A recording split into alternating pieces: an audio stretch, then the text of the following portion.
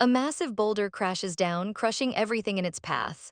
Total chaos breaks out as people scream and run for their lives. Our protagonist desperately sprints through the crumbling ruins. The ground literally falls apart right under her feet. She thinks to herself, wondering how many times she's had to live through this exact nightmare. Done running, she draws her glowing red sword and charges the enemy. But she's up against a massive boss who casually brushes her off as a tiny nuisance. He doesn't even bother taking her seriously. She unleashes a massive wave of lightning magic right at him. But some creepy demon guy just steps in and blocks it with a giant axe. He smiles wickedly, mocking her pathetic attempt. She's heavily injured and barely able to stand. Stumbling forward, she absolutely refuses to give up. The enemy just laughs, loving her look of total despair. She taunts her, waiting for the hero to finally beg for mercy. Then she throws her to the wolves, leaving her as a snack for an army of demons. A dark blade pierces right through her chest. As she dies for the 100th time, the world shatters like glass. Suddenly, she wakes up outside, freezing cold and bundled in a basket. She hears huge footsteps approaching. She looks up and realizes it's Wolf. This is the exact same guy she's fought and died to hundreds of times. She braces herself, thinking he's about to end her life right on the spot. But instead, he picks her up by the leg like a squeaky toy. He examines her closely while she curses him out in her head. He pokes her tiny arm, totally fascinated. He notes that she looks exactly like their lord. She thinks he's completely out of his mind. As he dangles her in the air, she wonders why her head feels so incredibly heavy. Her whole body feels completely off. She finally looks down at her hands and realizes she is literally a tiny baby. Behan just smiles, thinking she's the cutest thing ever while she is absolutely horrified. She realizes her regression power is totally bugged out. Usually she just goes back a few days or months, but she keeps getting younger every time she dies. And this time she hit the absolute jackpot of bad luck. Behan carries her toward the grand mansion. She's fuming, getting carried away like a piece of cheap luggage. They walk past the staff into the main hall. Behan happily greets the mansion's butler. The butler looks proper and completely unbothered, until he sees the literal infant Behan is holding. Behan shoves her in the butler's face to show her off. The butler locks onto her bright red eyes. He immediately recognizes the stark resemblance to their master. Behan casually mentions the master is taking a bath and suggests bringing the baby right to him. She realizes they are talking about the Black Sea Sword, her ultimate enemy. It will take her at least 10 years to get her strength back to fight him. If she gets killed by him right now, her regression will trigger again. She panics, realizing that if she dies as a newborn, she's going to respawn as a literal fertilized egg. Behan excitedly shows off the baby, bragging that she's holding onto his finger. The butler is totally mesmerized, noting how tiny and soft she is. He immediately begs for a turn to hold her tiny hand. Our MC realizes she needs to use this golden opportunity to her advantage. She puts on her best act, cooing and looking as cute as humanly possible to secure her survival. The butler is instantly won over by her charm. Meanwhile, our MC is cringing internally, absolutely humiliated by the whole routine. Behan dramatically sighs, joking that he's just too popular even with infants. She glares at him, wondering how this complete idiot is actually still alive. Suddenly, Behan happily waves and calls out to his master. The doors open, revealing a man stepping out of the bath. It's none other than Warren Wolf, the infamous Black Sea Sword. Warren tells Behan to mind his manners, but Behan insists he has to see this baby right now. Our MC freezes, instantly recognizing the terrifying sword he wields. She vividly remembers the horrific feeling of him killing her in a past life. Warren stares back, immediately sensing that this isn't just some ordinary newborn. She swears she just saw the psycho smirk at her. Clueless as ever, Behan asks Warren if he wants to see a magic trick. He tries to show off the baby holding his hand again, while she shoots Warren a literal death glare. Behan teasingly asks if Warren is jealous of their bond. Surprisingly, Warren casually admits he wants to hold her hand too. Behan happily pushes the baby toward the stoic warrior. Warren looks closely and realizes the rumors are true. Her eyes are the exact same bright red as his. Looking into his reflection, she realizes something even crazier. She recognizes those eyes perfectly. This guy isn't just the Black Sea Sword, he's the actual king of the demon world. He is the ultimate final boss who has destroyed the world 1,000 times over. He goes by many terrifying titles in the lore. The Grand Duke of the Empire, the Lord of Demons. The literal root of all evil and misfortune in her past lives. His true name is Adrian Lucas Brandt. And right now, this world-ending menace is standing right in front of her tiny, helpless body. Warren dries his hair and calmly asks what the deal is with the baby. Bihan hits him with the wildest joke, asking why he kept his secret child hidden. He teases his master, convinced the baby has to be his. Our MC's heart drops, internally screaming at Bihan for playing games with a literal demon king. Bihan keeps pushing it, saying the resemblance is just too uncanny to ignore. Warren's expression turns ice cold as he tells Bihan to cut the nonsense. Without batting an eye, he orders Bihan to just throw the baby away. Bihan is stunned, reminding him that it's completely freezing outside. A normal baby would freeze to death in minutes. She glares at Warren, calling him an absolute maniac in her head. Warren completely ignores them and calmly buttons up his shirt like he didn't just casually order a baby's execution. Furious, she refuses to just go out like a total pushover. She aggressively reaches out toward the demon lord. If she's going to die anyway, she's taking this monster with her. She flails her tiny arms, determined to strangle him before she gets tossed into the snow. But Bihan completely misreads the situation, telling Warren the baby just wants a hug. Warren easily scoops her up, while she silently prays to God that her next spawn point isn't as a literal stillborn. Our MC is completely mind-blown that the demon lord is actually holding her. Bihan happily celebrates his victory, telling Warren to forget about tossing her in the snow. Warren casually decides to keep her in the main mansion just to figure out why her eyes are the exact same color as his. She is totally stunned by her crazy luck. In her past lives, this guy was a literal nightmare. He was the one who ruined her only chance at a beautiful, normal life. He destroyed absolutely everything she cared about. So she has absolutely no idea why he's suddenly looking at her like a proud dad. Sometime later, she wakes up surrounded by a group of fawning maids. They whisper gossip to each other, confirming she definitely isn't the master's actual kid. She pouts, absolutely sick of this whole reincarnation glitch. Turns out, being an infant comes with a massive stamina debuff. Every time she gets slightly stressed, her tiny body just shuts down and forces her to sleep. But she refuses to take a nap right now. Suddenly, the head maid walks in and claps her hands to get the staff's attention.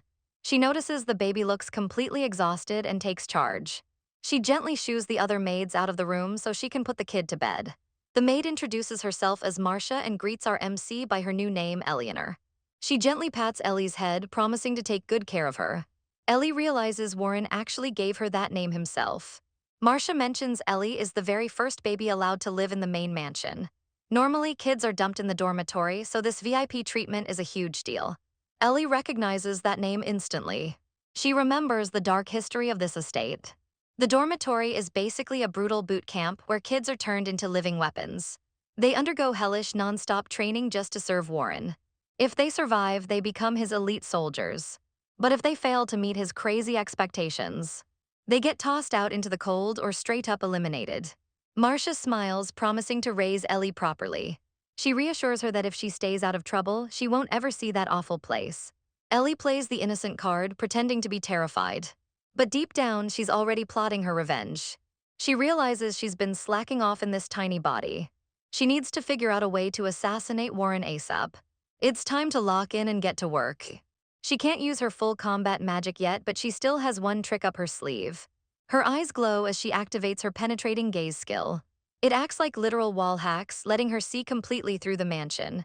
She immediately uses it to gather intel on the guards and staff. Suddenly, her radar goes off, someone is approaching her room. It's Warren, looming over her crib like a final boss. She sweats bullets, wondering why he's just staring at her in dead silence. He slowly reaches out a single finger and she panics, thinking her cover is blown. With his insane stats, just a flick from that finger could absolutely delete her. She decides if she's going down, she's snapping that finger like a twig first. She reaches up and grabs his giant hand with all her baby might. But her infant muscles are completely useless. She struggles helplessly, thinking this is the end of the run. In her head, she's crushing his bones to dust, but in reality, she's just holding his hand like an adorable newborn. Ellie blinks, suddenly realizing something strange. She notices she actually managed to clench her fist with a tiny bit of force. Meanwhile, Warren stands quietly in the hallway, deep in thought. He wonders if the baby has massive potential just because she takes after him. He decides he can't just treat her like the rest of the disposable kids. We see a flashback of Bihan asking if they should dump her in the brutal dormitory. Ellie is absolutely stunned that Warren actually spared her from that hellhole. Back in the present, Warren's butler asks where he wandered off to. The butler stands with his arms crossed, demanding an explanation. He presses his master to answer the question. Warren casually admits he was just checking up on little Eleanor. The butler smirks, noting that the terrifying Duke seems surprisingly attached to her. But Warren shifts gears, asking for proof that she isn't a secret weapon sent by his enemy, Kerha. The butler bows and promises to keep a close eye on the kid. Warren sighs, realizing he let his guard down for a second. Kerha is a massive threat to his safety, and Ellie's sudden appearance is way too suspicious to ignore. Plus, the name Eleanor has a very dark meaning. It literally translates to being conquered, which is a massive red flag. A few minutes ago, Bihan complains like a total man-child. He whines to Marcia, asking why Ellie can't go horseback riding with him. Marcia patiently explains she's a newborn, but Bihan stubbornly asks if they can go next year. Suddenly, Ellie feels the urge to use the bathroom and signals the maid. Marcia completely freaks out in amazement. She starts tearing up, acting like Ellie is a certified genius just for needing the toilet. Ellie is completely bewildered that this lady is crying over a diaper change. Marcia runs off, begging Ellie not to grow up too fast so she can keep babying her forever. Ellie sighs, absolutely fed up with how useless her tiny body is. Suddenly, two random people barge into the room. She glares, annoyed that these guys completely forgot a baby is trying to sleep. Looking at them triggers a dark memory from her past life, where a red-haired guy mocked her while she bled out. He taunted her with a blade, telling her to open her eyes and watch. He wanted her to see the entire world collapse into absolute ruins. Snapping back to reality, she realizes who just walked in. The crazy guy from her nightmare is literally standing right there. She recognizes the exact same wicked smile. The horrific memories of the apocalypse come rushing back instantly. The red-haired guy leans in, excitedly asking if this is the famous Eleanor. An orange-haired woman stands behind him, noting the crazy resemblance to the Duke. The guy pokes Ellie, joking about how ridiculously tiny she is. The woman sighs and tells him to stop acting like a creep before he scares her. But he's way too fascinated to listen. Ellie swats his hand away, absolutely disgusted by his presence. He completely ignores her anger and just gushes over her tiny hand, grabbing his finger. He literally screams in shock at how soft she is. He seriously asks if all babies are this squishy. The woman just facepalms at his complete lack of brain cells. Then he points out that Ellie is straight up drooling. Ellie is totally mortified, realizing her infant body is acting up without her permission again. But the woman suddenly narrows her eyes, noticing that this baby's reactions seem way too smart for a normal newborn. The woman adjusts her glasses, totally convinced that Ellie is a secret genius. The red-haired guy completely ruins the vibe by waving a literal axe in the baby's face, joking about chopping her head off. Ellie looks at him in utter disbelief, wondering how this complete idiot is still breathing. But he brings up a good point. Adults never bother hiding their true colors in front of infants. The woman ignores him, noticing that Ellie's smile perfectly matches the Duke's. Out of nowhere, she loudly declares that she's going to adopt her. She blushes heavily, completely won over by how adorable the baby is. The guy tells her to snap out of it, reminding her that literally all of her past adopted kids ended up dead. But she refuses to listen, totally set on raising Ellie herself. He tries to talk some sense into her, pointing out that the Duke already claimed the baby and even named her. She argues that the Duke is only keeping her around to study her weird red eyes. Then she drops a wild theory, suggesting Ellie might be a sleeper agent sent by their enemy, Kerha. She imagines Ellie growing up, winning the Duke's heart, and then stabbing him in the back. Ellie violently flinches, absolutely terrified because that is her exact master plan. The guy calls her a psycho, pointing out she only knows how to kill and has absolutely no idea how to raise a child. She defensively claims she successfully adopted Godia and Curvina, but Ellie remembers those are literally massive, terrifying carnivorous plants. The woman just shrugs, not seeing the difference between raising a human baby and a flesh-eating monster. Stubborn as ever, she decides she's going to raise Ellie no matter what. She marches toward the door, ready to demand the Duke's permission. But suddenly, a tall man with long brown hair blocks the doorway. The red-haired guy instantly points fingers, snitching that the woman is trying to kidnap their little Ellie. The newcomer calmly states that if the baby is a spy, he'll personally take her away to confirm it. Ellie freezes as she recognizes this guy immediately. He's Castile, a brilliant military general who absolutely ruined her runs in her past lives. His intelligence is completely off the charts, while the other two are total goofballs. Castile is the one guy who could easily figure out her true identity. Suddenly, she catches a sweet, familiar scent wafting from him. It's the exact same smell that always filled the air right before he killed her. She goes into full panic mode, convinced he's about to hit her with a secret poison. Right as she braces for death, something is shoved into her mouth. Custil just smiles warmly, casually mentioning that babies love sweets. Her eyes go wide as the taste hits her. It's an ultra-expensive, high-class dessert that she rarely got to eat in her past lives. It's literal pure high-quality chocolate. Custil smoothly asks the woman to hand Ellie over, proving the baby prefers him anyway. The red-haired guy calls it bribery, but Custil is already holding her. Custil gently bounces her, claiming it's just a fair trade for the snacks. The other guy stammers, arguing that Ellie is way too young to understand what's happening. Custil's eyes suddenly darken as he fiercely states she can't just be thrown away. Meanwhile, Ellie is totally losing the battle against her infant instincts. Right on cue, Marcia the maid walks in with a fresh stack of diapers. Ellie is just happily chewing on the chocolate, completely lost in the sauce. Suddenly, Custil flinches hard, looking totally panicked. Ellie innocently licks her fingers, just wanting more sugar.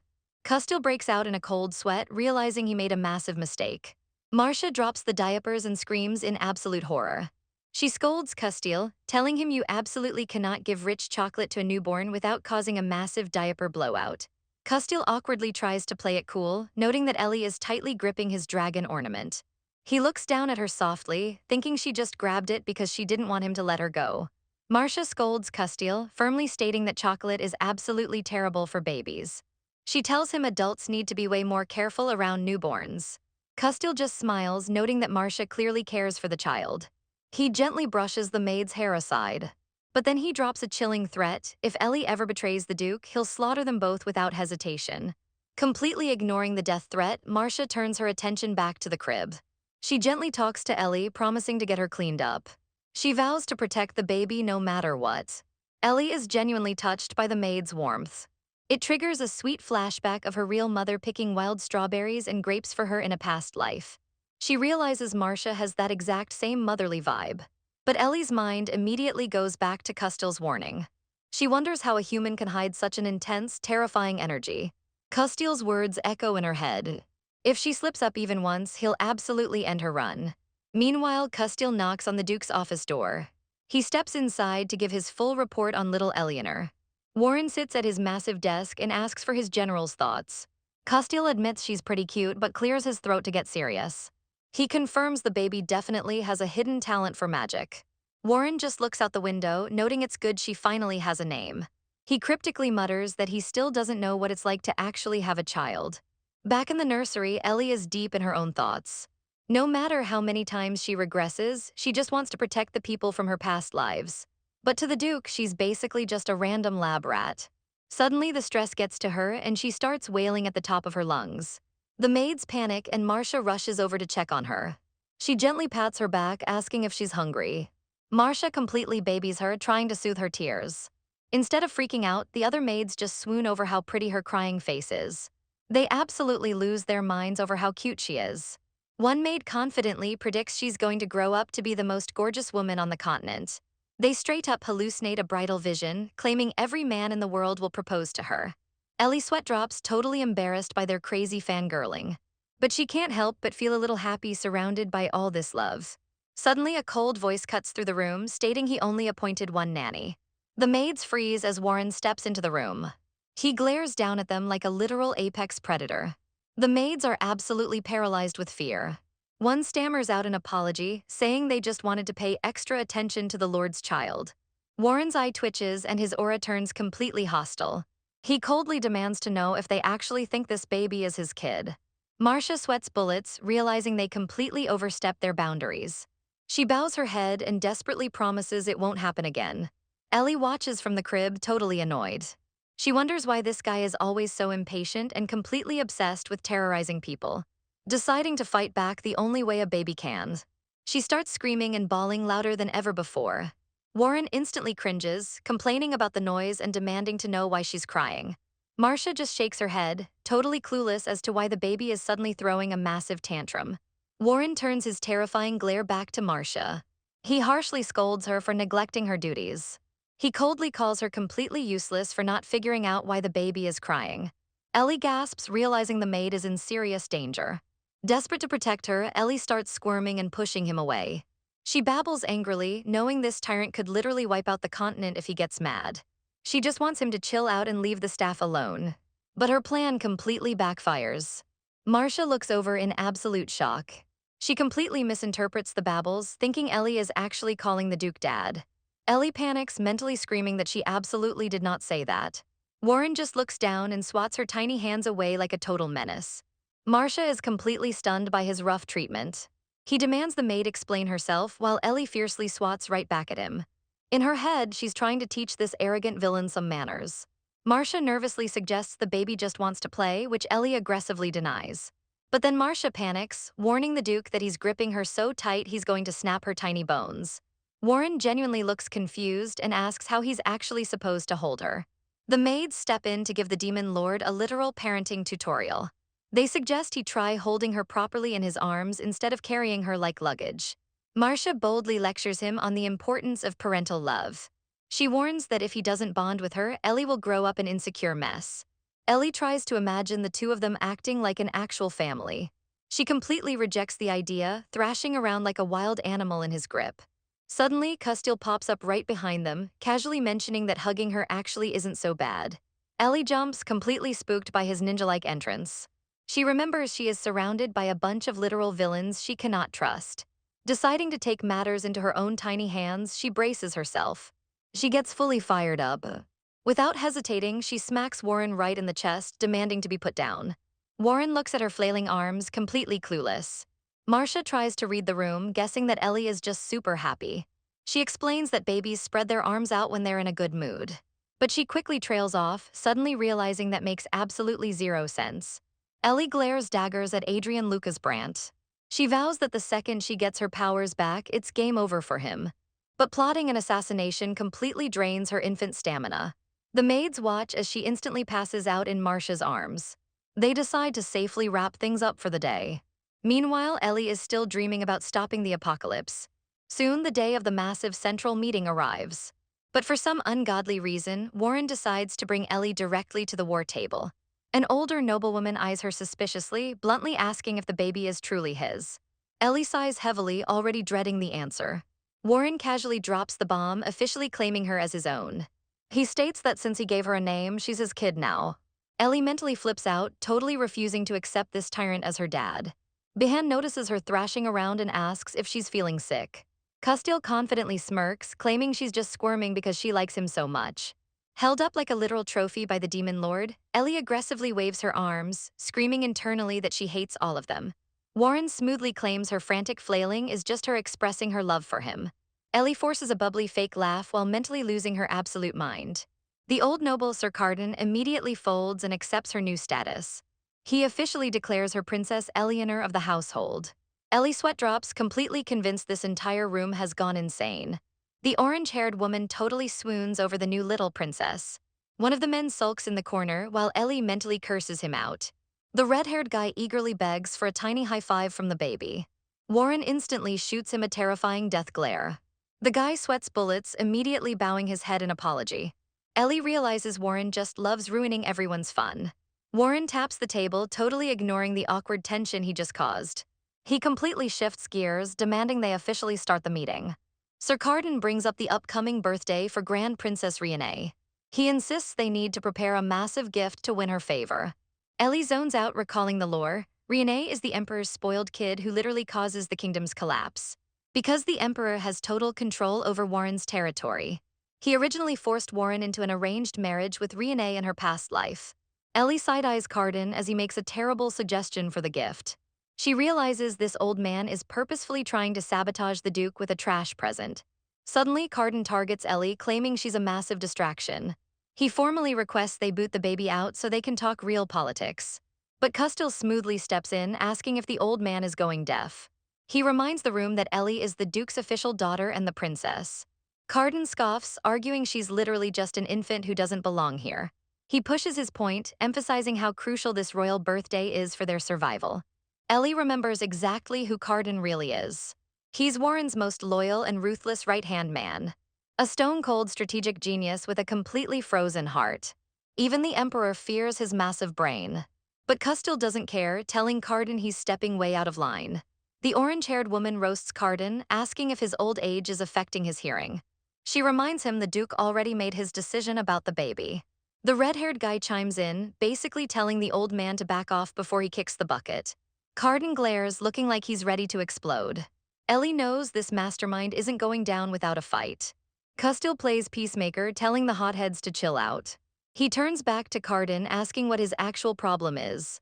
Carden flat out refuses to respect a random baby with zero background. He proudly flexes his loyalty, swearing he won't let anyone ruin the Duke's reputation. Custille just smirks and hits him with a fake, condescending apology. He tells Carden his reasoning is completely ridiculous and to drop it immediately. He brutally brushes the old man off, insisting the meeting moves forward. Carden closes his eyes, realizing he heavily miscalculated the room's vibe. Custille smiles, but his tone is pure poison. He drops a heavy threat, asking what happens when someone defies the Duke's wishes. The warning hangs in the air like a loaded gun. He coldly tells Carden that he, of all people, should know the consequences. Ellie completely panics, realizing Custille is basically setting Carden up to get executed. And if Carden gets wiped out early, the Duke loses his biggest mastermind, completely shattering the timeline. Ellie realizes that if Carden gets executed, Warren will be left completely exposed to his enemies. Without his top strategist, Warren will become an easy target. She faces a massive dilemma. If Warren falls, the whole kingdom goes down with him. Suddenly, Carden changes the subject and asks Custille if he's heard about Rohan's territory. The entire room goes dead silent as the tension spikes. Ellie listens closely, knowing exactly what that place is. It's located in the extreme southernmost region of the continent, a mythical, dangerous land where dragons are literally born. It's a bizarre landscape where harsh deserts and dense rainforests somehow coexist. Custille crosses his arms, asking what a legendary dragon breeding ground has to do with their current problems. He glares at Carden, telling him to stop stalling and get to the point. Carden ignores the attitude and tells him to listen closely. He boldly states that the Duke absolutely must travel to Rohan's territory. Carden explains that to survive, they need to establish a rock-solid bond with the imperial family. And giving a legendary gift at the Grand Princess's birthday is their best shot. Custille argues that Raeliana is notoriously hard to please, asking why Carden is so stubborn about this. Carden points out that an ordinary, expensive gift won't impress a spoiled royal. He suggests they need to find a legendary treasure from Rohan's territory to really secure the alliance. Custille sighs, admitting that getting a gift from there is incredibly dangerous. Rohan's territory is completely unmapped, wild, and basically a death trap for ordinary people. But Carden insists that if their elite army can secure a treasure from there, the Emperor will have no choice but to respect them. Ellie is genuinely impressed. Carden's strategic mind is actually insane. But Custille completely rejects the idea, calling Carden crazy for wanting to risk their entire army on a treasure hunt. Suddenly, Ellie leaps out of the Duke's arms. She desperately scrambles across the table, terrified that if she doesn't intervene, Carden will get himself killed. She literally throws her tiny body at Custille, hugging his arm to stop him from arguing. She rubs her face against his sleeve, silently praying this works. Custille completely freezes, totally caught off guard by the baby tackle. He looks down at her and Ellie mentally prepares for the worst, sure he's going to end her on the spot. She squeezes her eyes shut, accepting her fate. But instead, Custille covers his mouth, looking completely flustered. He stammers, asking why she's suddenly hugging him. He actually blushes, totally disarmed by the cute attack. Ellie opens her eyes, absolutely bewildered by his reaction. Carden smirks, pointing out that Ellie isn't trying to hug Custille, she's trying to stop him. Custille locks eyes with the baby, realizing she was actually terrified of his intense aura. Embarrassed, he immediately bows his head and apologizes to the Duke for losing his temper. Carden chuckles, telling the Duke he should be proud of his kind-hearted daughter. He notes that despite being an infant, she's incredibly smart to defuse the situation like that. Carden turns back to the Duke, delivering his final pitch. If they want to stop their enemies from crushing them, they absolutely cannot let rival factions secure Rohan's territory. Ellie's eyes light up. She finally realizes why she reincarnated into this specific moment. She babbles excitedly, pointing at Carden. She knows the Duke needs to follow Carden's plan to save the kingdom. She tightens her grip on Custille's sleeve, doubling down on her cute act. Warren watches her, randomly wondering if this means he's actually a great father. Ellie mentally facepalms, wishing he would focus on the actual war strategy. Finally, Carden finishes his speech, formally requesting the Duke to secure Rohan's territory. Custille looks at Ellie, completely misinterpreting her babbles as her supporting Carden's plan. Ellie flashes a huge, bright smile, thrilled that these absolute idiots are finally getting the message. Warren casually leans back, fully embracing his new role as a dad. He brushes his hair back, jokingly asking if the baby is even old enough to understand what they're saying. Carden furiously calls him out for basically having old-age amnesia, completely ignoring the tension. Warren ignores the old man and just tells two of his guards to switch seats, leaving the room visibly disappointed.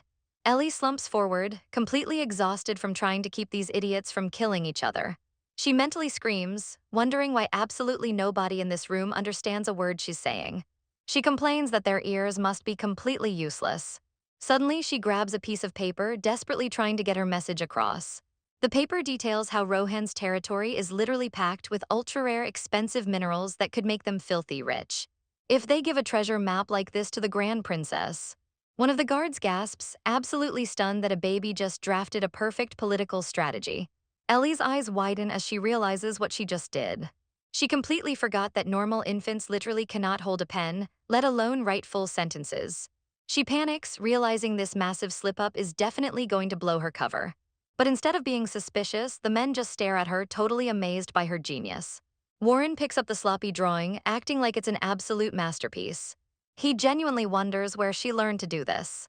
The other commanders seriously debate if she just absorbed the knowledge from Marcia reading her bedtime stories. Warren stares intensely at the paper, suddenly putting the pieces together.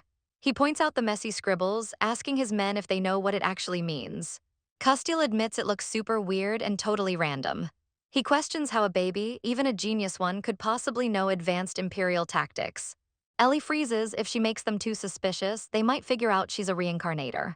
Knowing she has to act fast, she falls back on her only reliable weapon, being completely adorable. She flashes the absolute brightest, happiest baby smile she can muster, completely hiding the total panic behind her eyes. Out of nowhere, the red-haired guy snaps his fingers, suddenly claiming he figured it out. He proudly steps forward, asking if the Duke wants to see a magic trick. He explains a high-level magic spell designed to capture and store moving images onto paper. Ordinary rich families use it like a primitive camera at studios. Ellie can't believe this absolute idiot is literally handing her the perfect excuse. Custille scoffs, telling him that while it sounds realistic, his predictions are usually completely wrong. He totally dismisses the guy, saying his theory isn't convincing at all. Ellie zones out, recalling the lore. The leader of the Black Sea Army is definitely not someone you can easily fool. Determined to sell the act, she starts wildly flailing her arms around, acting completely carefree. She waves her tiny fists right in front of Warren, basically daring him to doubt her adorable face. Warren stares, genuinely confused by her sudden burst of energy. Custille observes her closely, suggesting she's just trying to communicate and they need to watch her more. He calmly asks the Duke if he should officially write down her suggestions. Warren agrees it's a good idea but points out a major flaw. He bluntly states that she's still a child and way too slow for real combat or planning. Custille smiles and suggests they just bring Marcia in to help translate her babbles. He reasons that since she's the nanny, she probably understands the little princess best. Warren immediately orders his guards to bring the maid into the war room. Moments later, Marcia arrives, completely terrified and apologizing profusely. Warren dismisses her fears, noting that an ordinary nanny couldn't possibly be pulling the strings anyway. Ellie looks up, totally confused by Warren's suddenly calm and reasonable reaction. In her past lives, this guy was a complete devil who showed absolutely zero mercy. This is the first time in 2 entire lifetimes she's ever seen him act this rational. Suddenly, Custille steps out of the shadows, announcing he brought it here. A young, stoic boy steps forward, officially introducing himself to the Duke. The boy steps forward, officially introducing himself to the new princess. He calmly states his name is Theoka. Marcia watches closely, confirming he's exactly who they were looking for. She notes that all the kids in the brutal training dorm only listen to him. Ellie peeks out from the Duke's lap, absolutely stunned. She remembers Theoka from her past lives. He was the only soldier who never betrayed the Duke. He spent his entire life fiercely protecting Warren. Even as a kid, he was already fighting on the front lines. Ellie is mind-blown that she gets to recruit this legendary loyalist so early in the timeline. With the introduction done, the red-haired commander dismisses Marcia. She bows respectfully and quickly exits the room. The commander turns back to Theoka, getting straight to the point.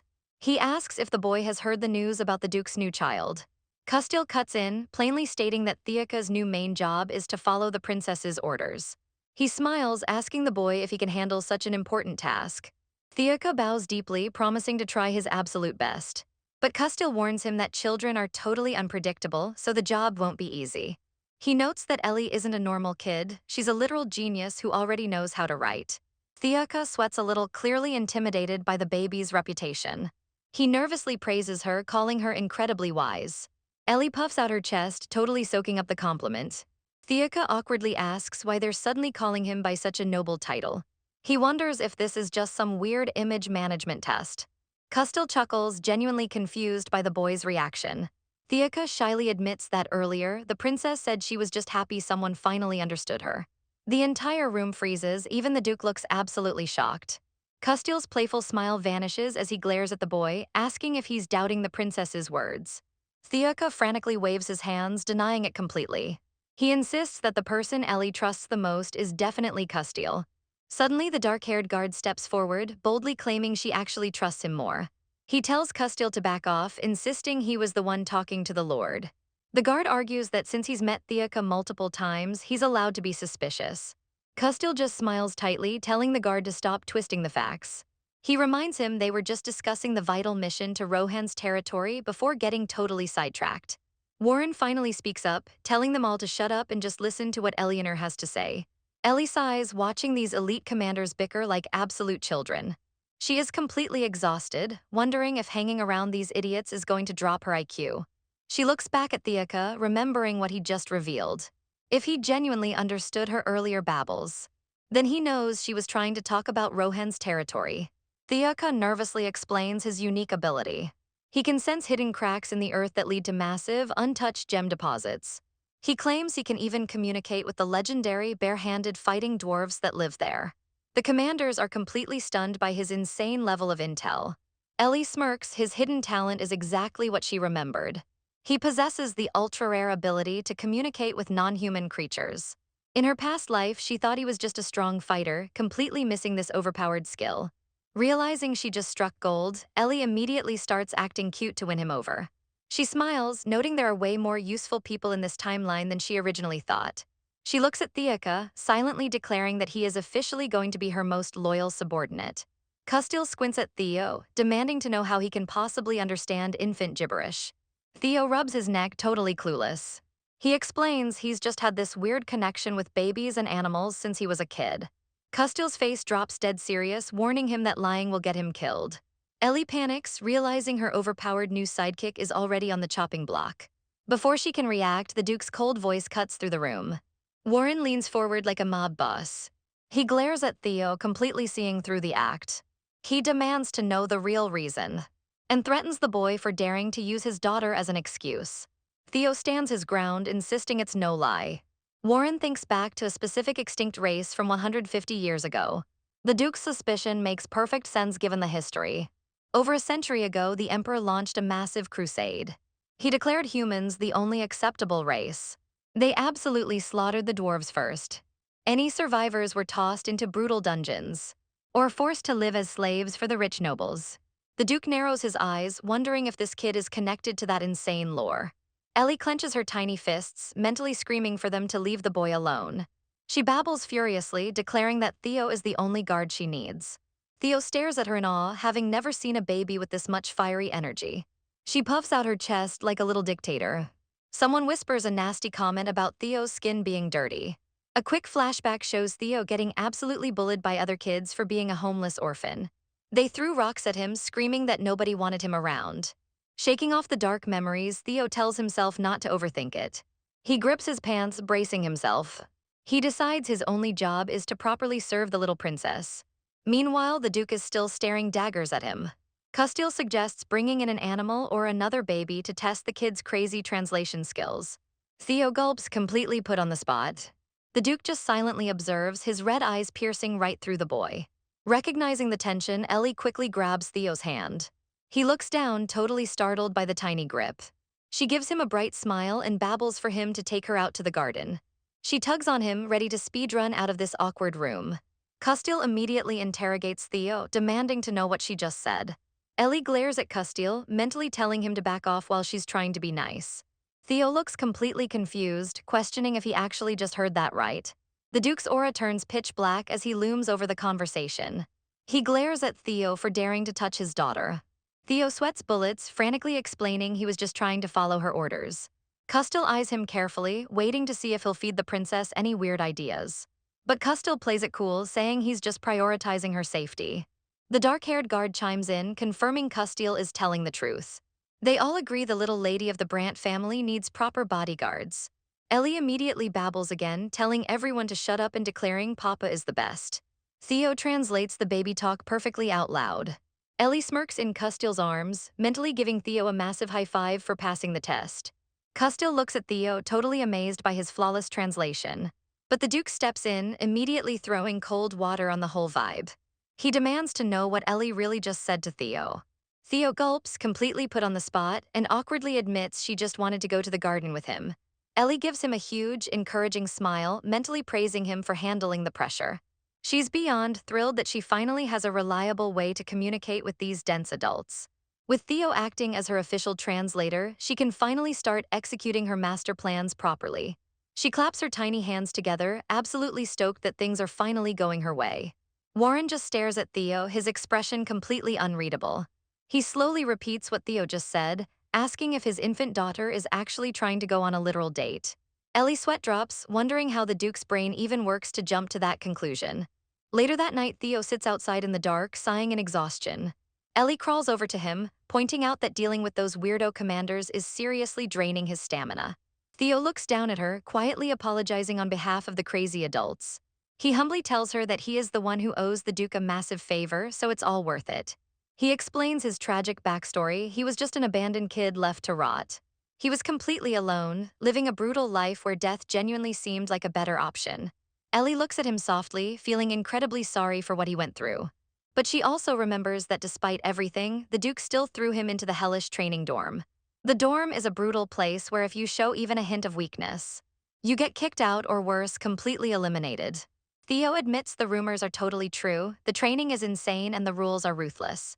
But surprisingly, he tells Ellie that he actually likes it now. His eyes darken as he solemnly states he never wants to go back to his old life on the streets. He believes in paying back the Duke exactly what he owes him for taking him in. Ellie clenches her fists, mentally cursing out the Duke for being such an arrogant, manipulative brat. She looks back at Theo, determined to change his mind. Theo suddenly breaks the silence, admitting he was actually really surprised by something today. He looks up at the stars, explaining he never imagined he'd be called to the main mansion because someone actually needed him. He stares at the ground, quietly feeling like he finally has a purpose and can prove he's not useless. He gives Ellie a bright, genuine smile, thanking her for giving him this chance. Ellie is completely stunned. She had absolutely no idea he was dealing with this kind of internal struggle. In her past lives, she only knew him as the Demon King's ultimate weapon. He was the one soldier who never flinched, never hesitated, and never betrayed Warren. Even when things were completely hopeless, he was always the first to charge into battle, fully ready to die for the Duke. But looking at him now, Ellie realizes that insane loyalty didn't just come out of nowhere. He's acting incredibly mature because he literally had to grow up fast just to survive. Suddenly, the Duke appears out of the shadows, towering over them like a final boss. Ellie panics, wondering if he's still mad about the date comment. Custille pops out from behind the Duke, happily announcing that he's officially sending an army to Rohan's territory just like Ellie wanted. Ellie's eyes light up, absolutely ecstatic that her crazy plan actually worked. Custille smirks, noting there's an even bigger surprise waiting for her. The Duke turns to Theo, his red eyes piercing the boy. He formally declares that from this moment on, Theo is officially the princess's personal assistant. Custille excitedly lists out his duties, acting as her translator and acting as her ultimate bodyguard. We see a quick flash forward of them in proper uniforms, fully acting the part. The Duke steps closer, dropping the hammer on the new assignment. He coldly warns Theo that if anything happens to Ellie under his watch, simply being kicked out of the dorm will be the least of his problems. Theo nods resolutely, fully understanding the massive weight of the threat. He grips a phantom sword, silently vowing to become the ultimate weapon for both the Duke and his new little princess. The Duke smirks, noting that the baby's bold words completely prove her genius level. He then turns his intense gaze toward Theo. The Duke presses him again, asking exactly what the baby was trying to say earlier. Theo awkwardly stammers that Her Highness wants to visit the garden with him. Ellie gives him a huge smile, mentally cheering that her master plan is back on track. She knows from her past lives that she has a literal mountain of experience to rely on, combined with Theo's insane ability to translate her baby talk. She happily throws her arms up, realizing that manipulating these adults is going to be incredibly easy. The Duke's face completely drops. He stares blankly, asking if his literal infant daughter is basically asking to go on a date with this random boy. Ellie nervously looks back at the Duke, completely baffled by his ridiculous logic. Later that night under the moonlight, Theo lets out a massive sigh of relief. Ellie crawls onto the bench, sympathetically noting that dealing with the weirdo commanders must be totally exhausting. Theo quickly turns and humbly apologizes on behalf of the adults. He sincerely tells her that he's just grateful to the Duke and owes him his life. He flashes back to when he was just an abandoned, poor child left to rot on the streets. He lived a completely miserable life where dying genuinely seemed like a better option, right up until the master found him. Ellie looks at him softly, feeling awful about his tragic past. But she also remembers that the Duke still threw him into the hellish training dorm. The dorm is notoriously brutal if you show even a tiny bit of weakness. You face immediate expulsion or even a straight-up execution. Theo sits calmly, admitting the rumors about the harsh rules and insane training are completely true. But surprisingly, he tells her he actually likes it there now. His eyes darken as he solemnly states he never wants to go back to his old life. He believes in paying back his debts, knowing he can no longer just hide in the shadows. Ellie clenches her fists, mentally cursing the Duke for being an arrogant, manipulative brat. She looks back at Theo, determined to give him a better life. Theo suddenly breaks the silence, admitting he was really surprised by everything that happened today. He looks out at the dark garden, admitting he never thought he'd be called to the main mansion because someone actually needed him. He looks down, feeling like he finally has a purpose and can prove he isn't useless. He gives Ellie a bright, warm smile, genuinely thanking her for giving him this chance. Ellie is completely stunned. She had no idea he was dealing with this kind of heavy emotional baggage. In her past run, she only knew him as the Demon King's most loyal spy and enforcer. He was the one guy who never betrayed the Duke ever. Even in the worst battles, he was always right there, fully prepared to die for his master. Ellie realizes his insane loyalty makes total sense now. He was just a kid looking for a purpose. She looks at him, totally understanding why he acted so incredibly mature for his age. Suddenly, the Duke appears out of the shadows, towering over them and asking if he's still mad. Custil pops up right beside him, waving enthusiastically and pretending the Duke is actually a nice guy. He cheerfully announces that the Duke agreed to Ellie's plan and is sending an army to Rohan's territory. Ellie's eyes light up, absolutely ecstatic that her strategy actually worked. Custil smirks, noting that there's an even bigger surprise waiting for her. The Duke turns to Theo, his red eyes piercing right through the boy. He officially declares that from this moment on, Theo is appointed as the princess's personal assistant. Custil explains his new job. He will be her official translator and her ultimate bodyguard. A quick flash forward shows them proudly standing together in their formal uniforms. The Duke steps closer, the air around him turning freezing cold. He brutally warns Theo that if anything happens to Ellie, simply being kicked out of the dorm will be the least of his worries. Theo nods resolutely, fully grasping the absolute weight of the threat. He grips a phantom sword, silently vowing to become the ultimate weapon for both the Duke and his new little princess. Theo tightly grips Ellie's tiny hand, declaring that the princess is now exactly the same as the master to him. He bows deeply, officially vowing to protect her no matter what happens. But the Duke instantly ruins the mood, fiercely warning Theo that he was just ordered to protect her, not legally adopt her. Theo quickly stammers an apology, terrified of the Duke's sudden jealousy. Ellie glares at her dad, completely annoyed. She wonders if this overpowered tyrant is actually just throwing a petty tantrum. The scene flashes back to Theo outside, where someone asks if he's actually telling the truth. Theo sits on a bench, happily eating a bowl of shaved ice, confirming he is. Ellie sits beside him, smiling brightly and asking how it tastes. Theo's eyes sparkle with pure joy as the sweet flavor hits him. He admits to Her Highness that he has literally never eaten anything like this before. The dessert is a luxurious orange shaved ice, and to a kid from the slums, it's absolutely magical. Ellie happily explains what it is, genuinely thrilled that he likes it so much. She mentally notes that getting on his good side with food is a massive win for her master plan. As the saying goes, the way to a loyal bodyguard's heart is straight through his stomach. Theo suddenly turns to her, his voice full of gratitude. He thanks her sincerely, saying that just being able to meet her is more than enough for him. He explains he's incredibly grateful she not only got him out of the brutal dorm, but also successfully convinced the Duke to give him a private room right next to hers in the main mansion. He bows his head, overwhelmed by her kindness. Ellie waves it off, playing the cute, innocent card and pretending it was no big deal. But internally, she remembers something crucial about his past in the dorm. She realizes that this is genuinely the first time he's ever experienced true kindness or good food. She pats his arm, promising him that things will only get better from here. She boldly declares that she'll make sure he eats food 100 times better than this every single day. She tells him the dessert is something her guard, Kun, brought back, and she can easily order him to get more. Theo panics, waving his hands and insisting that what she's already done is more than enough.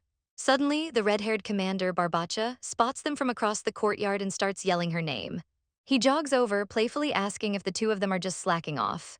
Ellie completely ignores him, mentally groaning because this guy is seriously annoying. He stops in front of them, casually holding his massive double-sided axe behind his back. He notices Theo sitting next to her and immediately recognizes him as the kid who translated her baby talk earlier. Ellie glares at him, mentally telling him to shut up because he's ruining the vibe. She wishes he would just disappear so she can finish recruiting her new right-hand man. Trying to be polite, Theo quickly stands up and asks Barbacha where he's heading.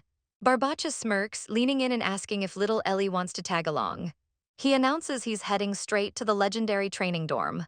He casually mentions he's the one in charge of the brutal combat training today. A quick flashback shows him ruthlessly making two young recruits spar with real swords. Ellie stares at him deadpan, thinking that sounds like absolutely zero fun. But Barbacha cheerfully insists she should come, promising it's super entertaining to watch the kids fight for their lives. Before he can pressure her more, Theo steps in and officially accepts the invitation on Her Highness's behalf. Ellie immediately throws her arms up, playing along and babbling excitedly to demand a ride. Barbacha looks completely confused, having absolutely no idea what she just said. Theo smoothly steps in, officially translating that Her Highness definitely wants to go see the dorm. Barbacha's eyes light up, thrilled that the little princess is actually interested in his violent hobbies. He laughs out loud, announcing it's almost training time and leading the way. As they walk, Ellie thinks about the insane reputation of the dorm. Only the absolute strongest survive there, meaning it's a goldmine of potential recruits for her future plans. Barbacha glances back, noting that the princess seems to be having a great time. But as they approach the building, Theo's face drops dead serious. Someone frantically shouts out for Zirin, worried sick about the commotion. Meanwhile, little Ellie tells Theo that she needs to have a serious talk with Barbacha. Theo nods like a loyal bodyguard and immediately agrees to help. He heads out to the hallway and calls out for the red-haired knight. Ellie wastes no time and flat-out orders Barbacha to stop bullying the healthy kids. Resting comfortably in Theo's arms, she warns him that she will snitch to Sir Lucas if he keeps acting up. Barbacha instantly loses his cool, shouting that the kid definitely had problems. Ellie rolls her eyes, realizing playing nice is useless and she needs to straight-up drop threats next time. Theo pulls a big brain move and whispers that Ellie will like Barbacha way more if he just obeys. That completely flips Barbacha's switch, and he eagerly agrees to follow her every command. They lay down the law, demanding clean dorms and top-tier delicious food for the kids. Barbacha starts sweating bullets, saying cleaning is above his pay grade, but Theo ruthlessly reminds him that Ellie won't like him otherwise. Desperate to change the subject, Barbacha tries to distract them by showing off a blonde kid. But Ellie drops a cold threat, warning the kid there will be serious trouble if the food isn't ready next time. The blonde boy clutches his bedsheets, completely shell-shocked by how absolutely savage this toddler is. Later that night, Ellie unwinds in her lavish bedroom for some quiet playtime. Theo sits beside her holding a plush bunny, silently wondering why she isn't asking any questions. She thinks back to how hard she tried to suppress her crazy magical powers earlier that day. Theo looks anxious, realizing just how close he was to uncovering her secret. Ellie grips her teddy bear tightly, stressing out that her bodyguard might suspect something. Sensing the awkward tension, Theo looks over confused, but Ellie quickly plays it cool like nothing happened. She stares at him, wishing he would just speak his mind instead of bottling everything up. Her brain works in overdrive as she tries to figure out what the quiet boy is thinking. Finally, Theo opens his mouth to say something important to her. But suddenly, her scary white-haired dad and his officers barge right into the room unannounced. The cold commander stares her down, demanding to know if Barbacha really took her to the dorms. Ellie squeezes her bear, bracing herself for an intense interrogation. Barbacha nervously steps up to interrupt the scary atmosphere. He makes a lame excuse about just wanting to play, but the orange-haired officer instantly tells him to shut his trap. Barbacha snaps back like a mad dog, yelling at her to mind her own business. She smirks right back, mocking him for acting so superior over a stupid mistake. The commander simply speaks 2 words, telling them they are noisy, and the entire room freezes. Both bickering officers shut up instantly and bow their heads in pure terror. The commander then turns his deadly gaze to Theo, demanding to know why he didn't stop Ellie. Thier grips his toy rabbit and respectfully apologizes to his master. The cold father interrogates him further, asking what his exact duty is. Thier bows deeply, stating clearly that his sole purpose is looking after the young miss. The commander chews him out, sternly reminding him that Ellie's safety comes way before his own life. Ellie gets super ticked off seeing her innocent bodyguard taking the heat for her actions. She secretly tugs Thier's shirt and uses telepathy, instructing him to repeat her exact words. Thier gets the message loud and clear and steps up to address the master. He speaks up, claiming that the young miss is actually super pleased with the dorms, shocking the officers. The commander looks surprised as Thier adds that she wants to visit the place all the time. But her dad flat out refuses, telling her she can't stay there. He crosses his arms like a strict parent, warning her not to act like a stubborn little brat. Ellie flashes her glowing red eyes, deciding it's time to unleash her ultimate secret weapon. She feeds lines through Thier, sweetly asking if her father dislikes the dorms. She hits him right in the feels, saying she loves the place so much. Striking the ultimate adorable puppy dog pose, she adds that she's curious about the building simply because he made it. That wholesome critical hit completely wrecks the cold commander, leaving him blushing like a volcano while the officers lose their minds in the background. Thier blushes slightly as Ellie calls out to him telepathically. Snapping out of his daze, he quickly apologizes for spacing out. He steps up and translates her words, telling the cold commander that Ellie loves the dorm and wants to live there. Her strict father closes his eyes and sighs, finally giving in to her request. He orders Michaela to prepare a room immediately, prompting the orange-haired officer to flex her budget by moving Ellie's entire lavish bedroom over. Ellie panics, realizing this chaotic situation is getting way out of hand. She wonders if it would be better for her to step up directly. Her imagination runs wild, picturing a dream scenario where her dad and his crazy officers get wrecked while the kids cheer in freedom. She pumps her fist with a smug smile, convinced her master plan is flawless. Suddenly, her dad ruins the mood by ordering Michaela to prep a second room. He calmly announces that, as her father, he's moving into the dorm too, completely dropping a bombshell on little Ellie. Barbacha and Michaela start fangirling over how wholesome their father-daughter bond is. Michaela flashes a heart-filled smile, begging to move in with them as well. Barbacha jumps on the hype train, confidently claiming he'll be the ultimate playmate. Ellie grips her bear tightly, shutting down their weird ideas immediately. She knows there is no way on Earth she's letting these crazies crash her space. In her head, she envisions herself reigning like a tiny queen, granting peace to the orphaned children. But reality hits hard when she imagines her overpowered dad tossing anyone who gets near her like ragdolls. Playing the innocent toddler card, she excitedly taps the bedsheets. Her dad proudly flexes that he put tons of effort into building the dorm just for her. Seeing her happily patting the bed, the adults assume she's having the time of her life. Michaela gives her a stern warning to report any bullies so she can personally beat them up. Ellie flashes an adorable smile while silently swearing she will never call this crazy woman for help. She internally begs the obnoxious adults to hurry up and leave. As the heavy door finally clicks shut, Ellie sighs in pure relief. The second they're gone, she yanks Thier's shirt and desperately commands him to translate right now. Thier rushes out to tell her dad that Ellie just wants to play with kids her age and won't stay forever. Wiping sweat from her brow, she shudders at how close she came to living with her clingy family. She clenches her tiny fist, hyped that she managed to salvage part of her plan. She vows that once she gets settled, she will completely take over this entire place. Word spreads fast among the children that their sleep schedule and beds just got a massive glow-up. The kids are hyped to hear their brutal training hours were cut down too.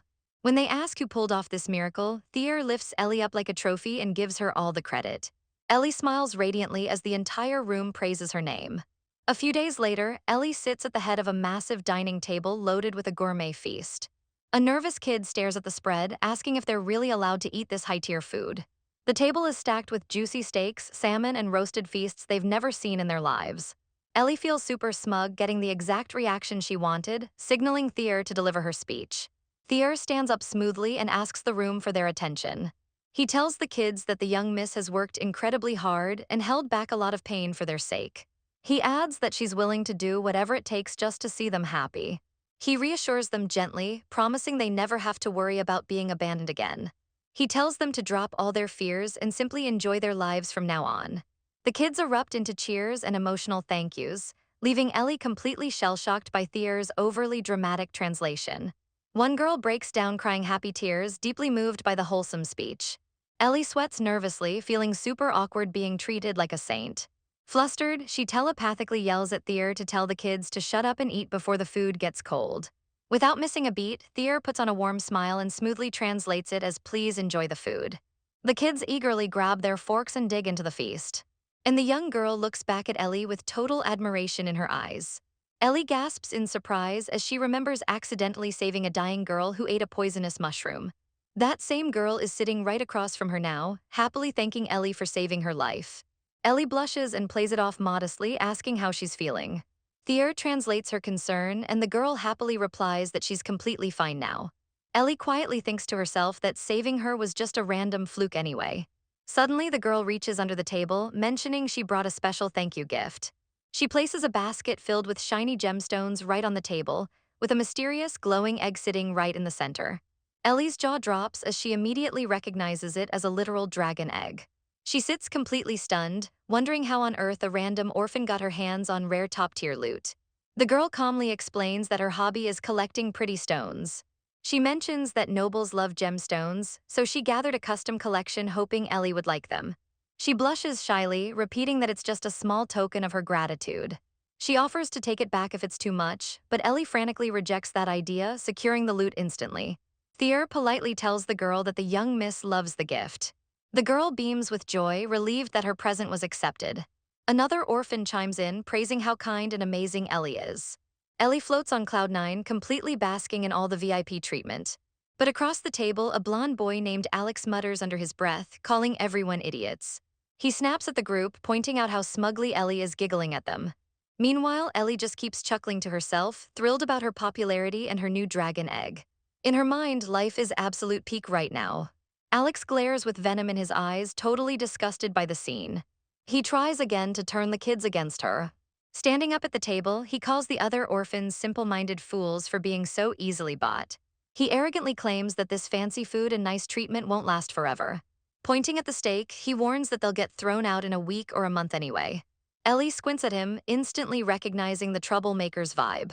Turns out Alex came from a fallen noble family and survived on the streets by thieving and fighting. Because of his rough past, he has major trust issues. Now living in the dorms, his pride refuses to let him bow down to anyone. Ellie quickly diagnoses his attitude problem, realizing his noble blood makes him overly bitter. The girl who gifted the egg snaps at Alex, telling him to watch his mouth around the miss. Alex scoffs, insulting Ellie by pointing out how plain and shabby her clothes look. Instead of arguing, Ellie just whispers to Thier, telling everyone to ignore the hater and keep eating. The kids happily obey her orders without a second thought. Ellie smiles smugly, writing Alex off as a bratty stray cat throwing a tantrum. Thier firmly tells Alex to cut the drama and eat his dinner. He reminds him that Ellie went out of her way to provide this luxury feast for them. But Alex just stares coldly at little Ellie, telling her not to get full of herself. He starts stomping right toward her, claiming she's just a lucky stray abandoned at the Duke's doorstep. He aggressively bumps right into Thier, questioning what makes her so superior to them. Losing his temper, he yells that Thier grew up in the gutter with them and shouldn't act like her loyal dog.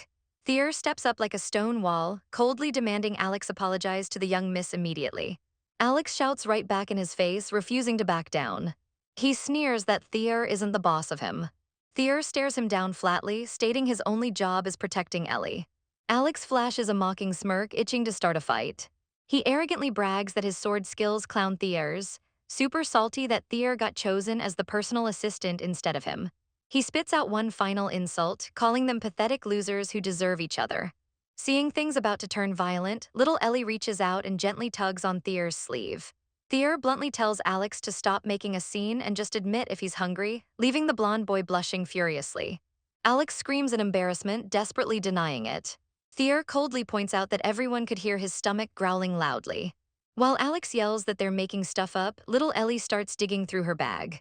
Alex tells them to stop laughing at him, looking completely mortified. Suddenly, Ellie holds out a fancy piece of gold-wrapped chocolate right in front of him. Flashing a bright smile, she tells the grumpy boy to eat up. Thier translates her sweet words, explaining that Ellie is sharing her precious stash with him. She tells him to stop being so mad so they can finally get along. Looking at the treat, Alex gets hit with a wave of nostalgia, remembering when his mother used to feed him fine chocolates. Back before his family fell apart, those sweet treats were his absolute favorite.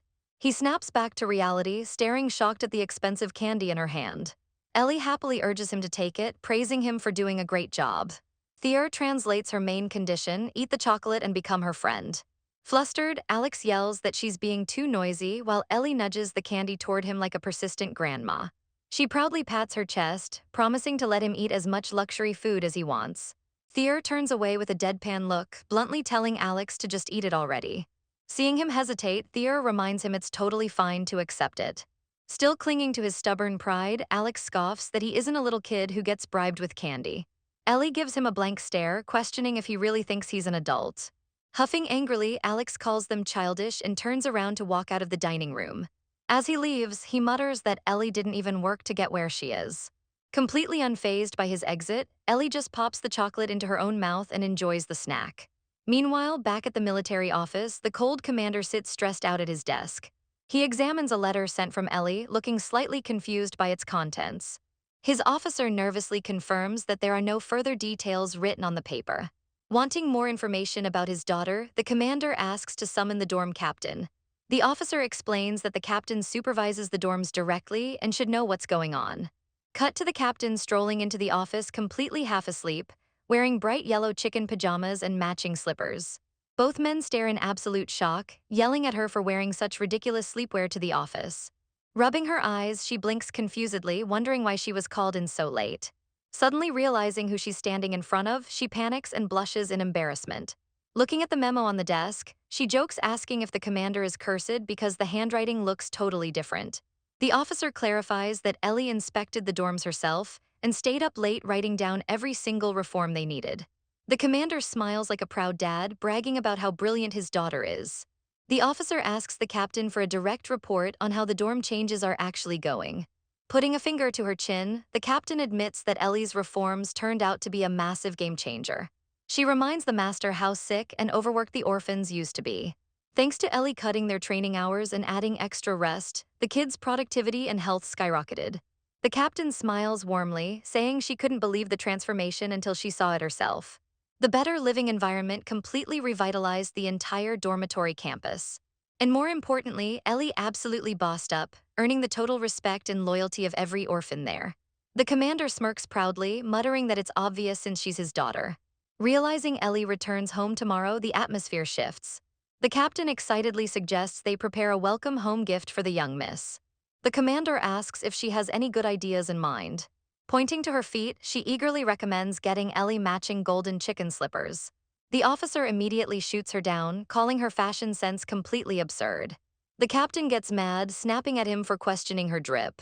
But the officer ruthlessly roasts her, pointing out she wears boring black uniforms all day, so she has zero right to give fashion advice.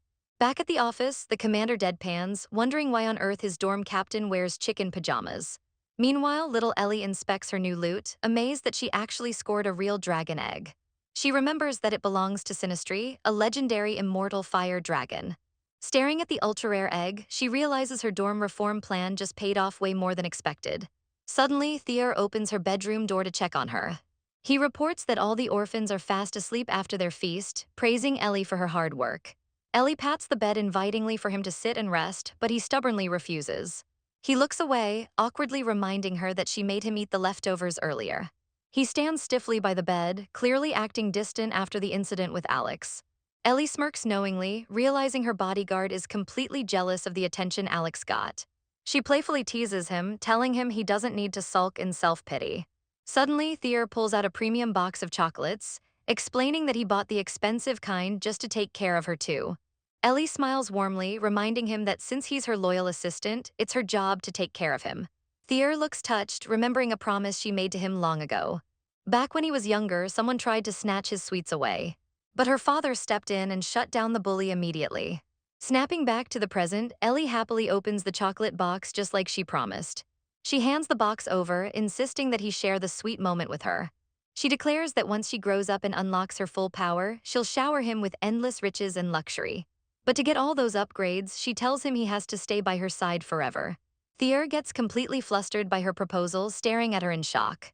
Soon after, word of Ellie's existence spreads across the entire high society. Noble families instantly start spamming her mansion with mountains of gifts, trying desperately to win her favor. While walking outside, Ellie spots another fancy carriage pulling up to the estate. Thier watches closely, wondering which noble family is visiting this time. Ellie watches the newcomers, completely unbothered by the politics. She knows all this sucking up is just a useless formality anyway. As they stroll through the garden, Thier remarks on how cold the visitors act. Inside the mansion, Count Carlos steps up to the Duke, nervously pushing his daughter forward. He pitches his daughter as the perfect playmate and future confidant for little Ellie. The purple-eyed girl steps out politely and greets the scary Duke. She introduces herself as Joanna and executes a flawless curtsy. But the Duke just stares coldly at them, sweating the Count out completely. Panicking under the pressure, the Count asks if something is wrong with his outfit.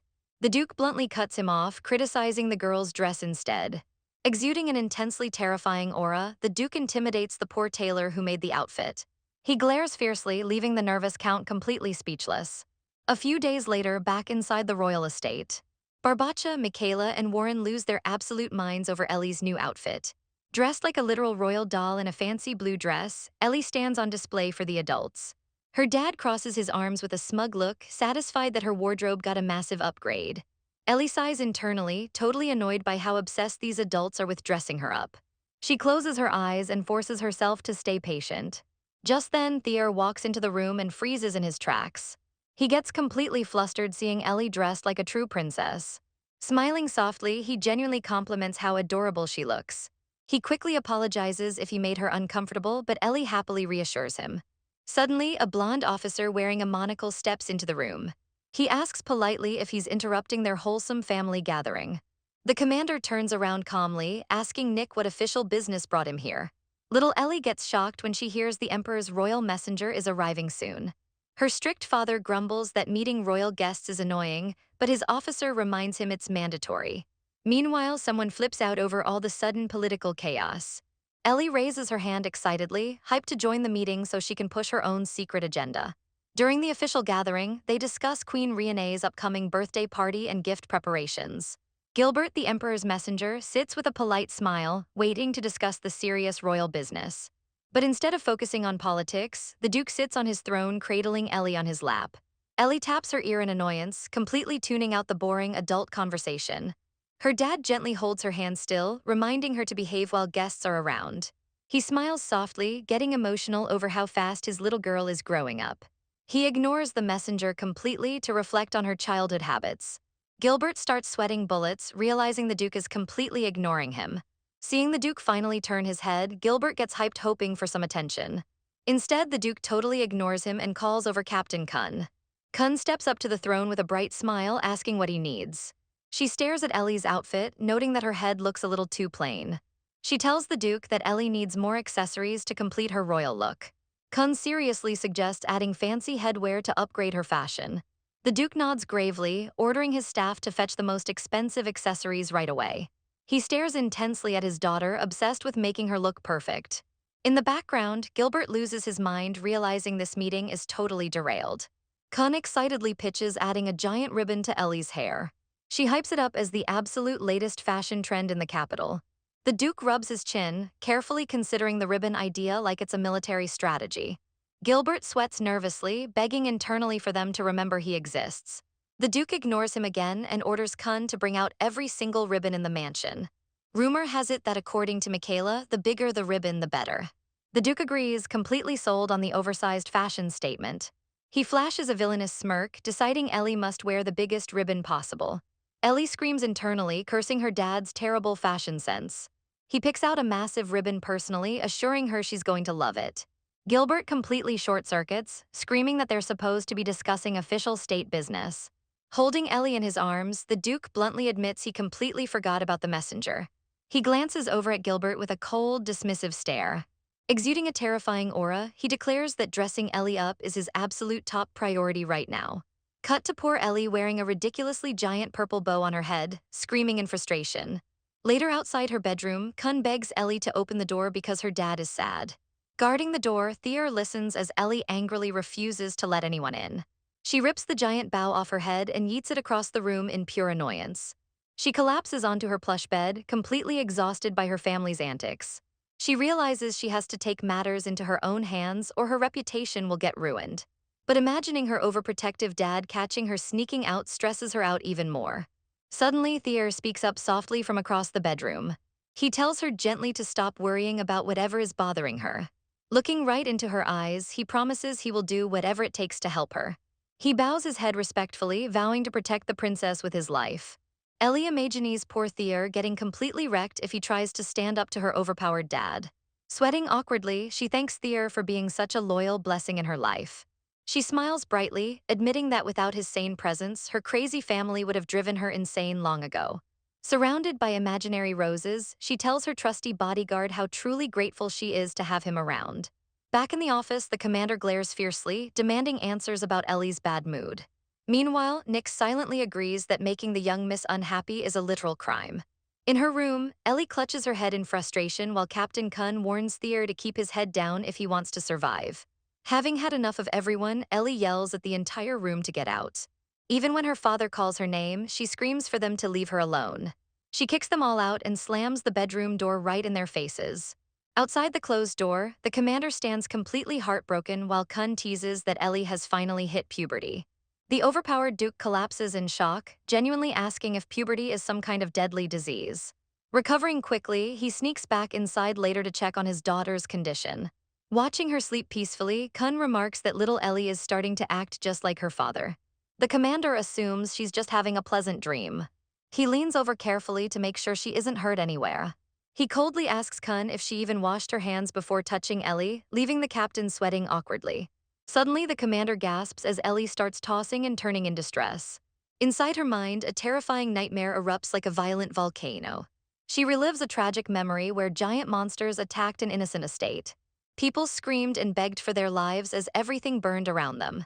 A red-haired woman crawled desperately across the blood-stained floor, crying for help. Her eyes filled with despair as the destruction overwhelmed them. The nightmare questions why their peaceful daily lives had to be brutally ripped away. Someone screams out the name Bliss in total agony. Just as a massive monster swings its giant stone hammer down to crush the red-haired woman. A sudden impact echoes through the battlefield. The woman looks up in absolute shock as someone intercepts the fatal blow. Right in the middle of all the chaos and destruction. Snapping awake from the nightmare, Ellie finds herself wrapped in her father's warm embrace. Tears stream down her face as he gently tells her not to cry. Seeing the cold commander making such a heartbroken expression over her tears completely stuns little Ellie. She hugs her dragon egg tightly for comforts. She remembers that it was Lucas who stepped up and absolutely clowned the monsters back then. The next morning, news that Ellie actually cried shocks the entire household. Warren kicks her bedroom door wide open with a huge smile, immediately earning a pillow throw from an annoyed Ellie. While Warren brags about how much she missed him, Ellie rolls her eyes at his massive ego. But her serious mood returns when her father enters the room. Exuding a dark, intense aura, the commander steps in to check on her health. Ellie stares at him, wondering why he looks so overly serious today. He gestures to the doorway, presenting his solution to Captain Kun. He reveals that he kidnapped the Empire's top elite doctors just because Ellie seemed slightly under the weather. The poor doctors tremble in fear, terrified of being dragged to the Duke's estate for no reason. With a dead serious face, the commander diagnoses Ellie with puberty. The elite doctors completely lose their minds in shock at the absurd diagnosis. Ellie facepalms hard, calling her father a literal lunatic. Unfazed, the commander orders the medical team to begin treatment immediately. Ellie begs him to stop embarrassing her and just keep his mouth shut. But the Duke doubles down, announcing a massive reward for whichever doctor cures her puberty. Blinded by greed, the doctors instantly start weeping tears of joy over the bounty. Warren laughs arrogantly, threatening the doctors to step up immediately if they value their lives. Instantly, the doctors shove each other forward like a pack of hyenas, claiming their rivals are puberty specialists just to grab the reward.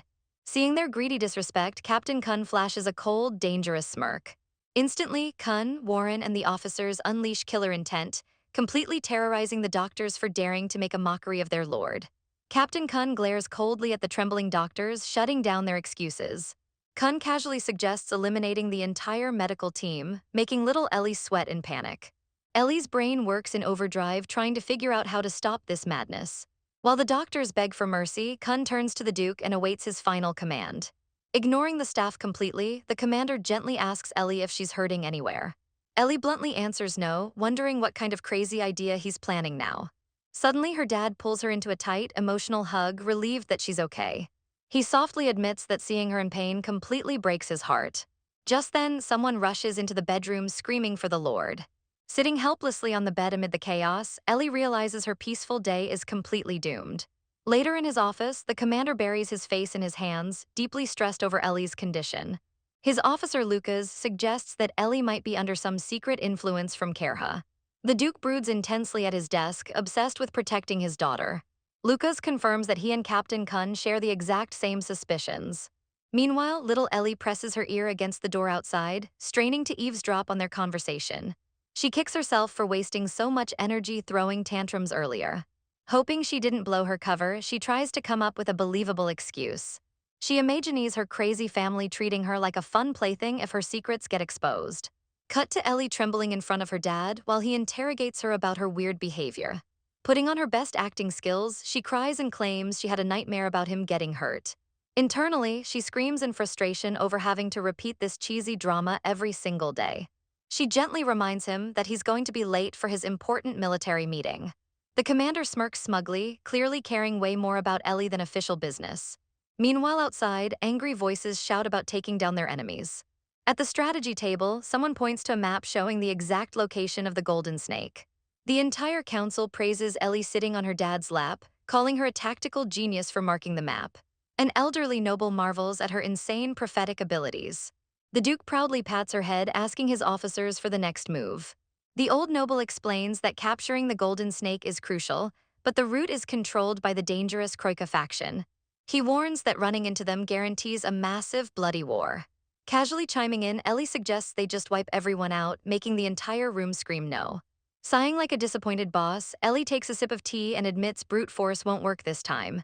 Examining the map, she realizes taking the snake feels a bit like stealing Edwin's territory. The elderly noble asks for her expert advice on the situation. Slapping her tiny hand down, Ellie traces a secret bypass route that avoids the enemy completely. The old noble sits shocked that a toddler can read tactical maps better than military generals. Her dad proudly rubs her head while Ellie flashes a smug, villainous grin. But two officers point out that her detour passes right through a hazardous volcanic zone. Slamming the desk in annoyance, Ellie yells at them to trust her genius plan. The commander smiles confidently, telling his officers not to worry. Holding her securely on the throne, he declares that Ellie will personally join him on the expedition.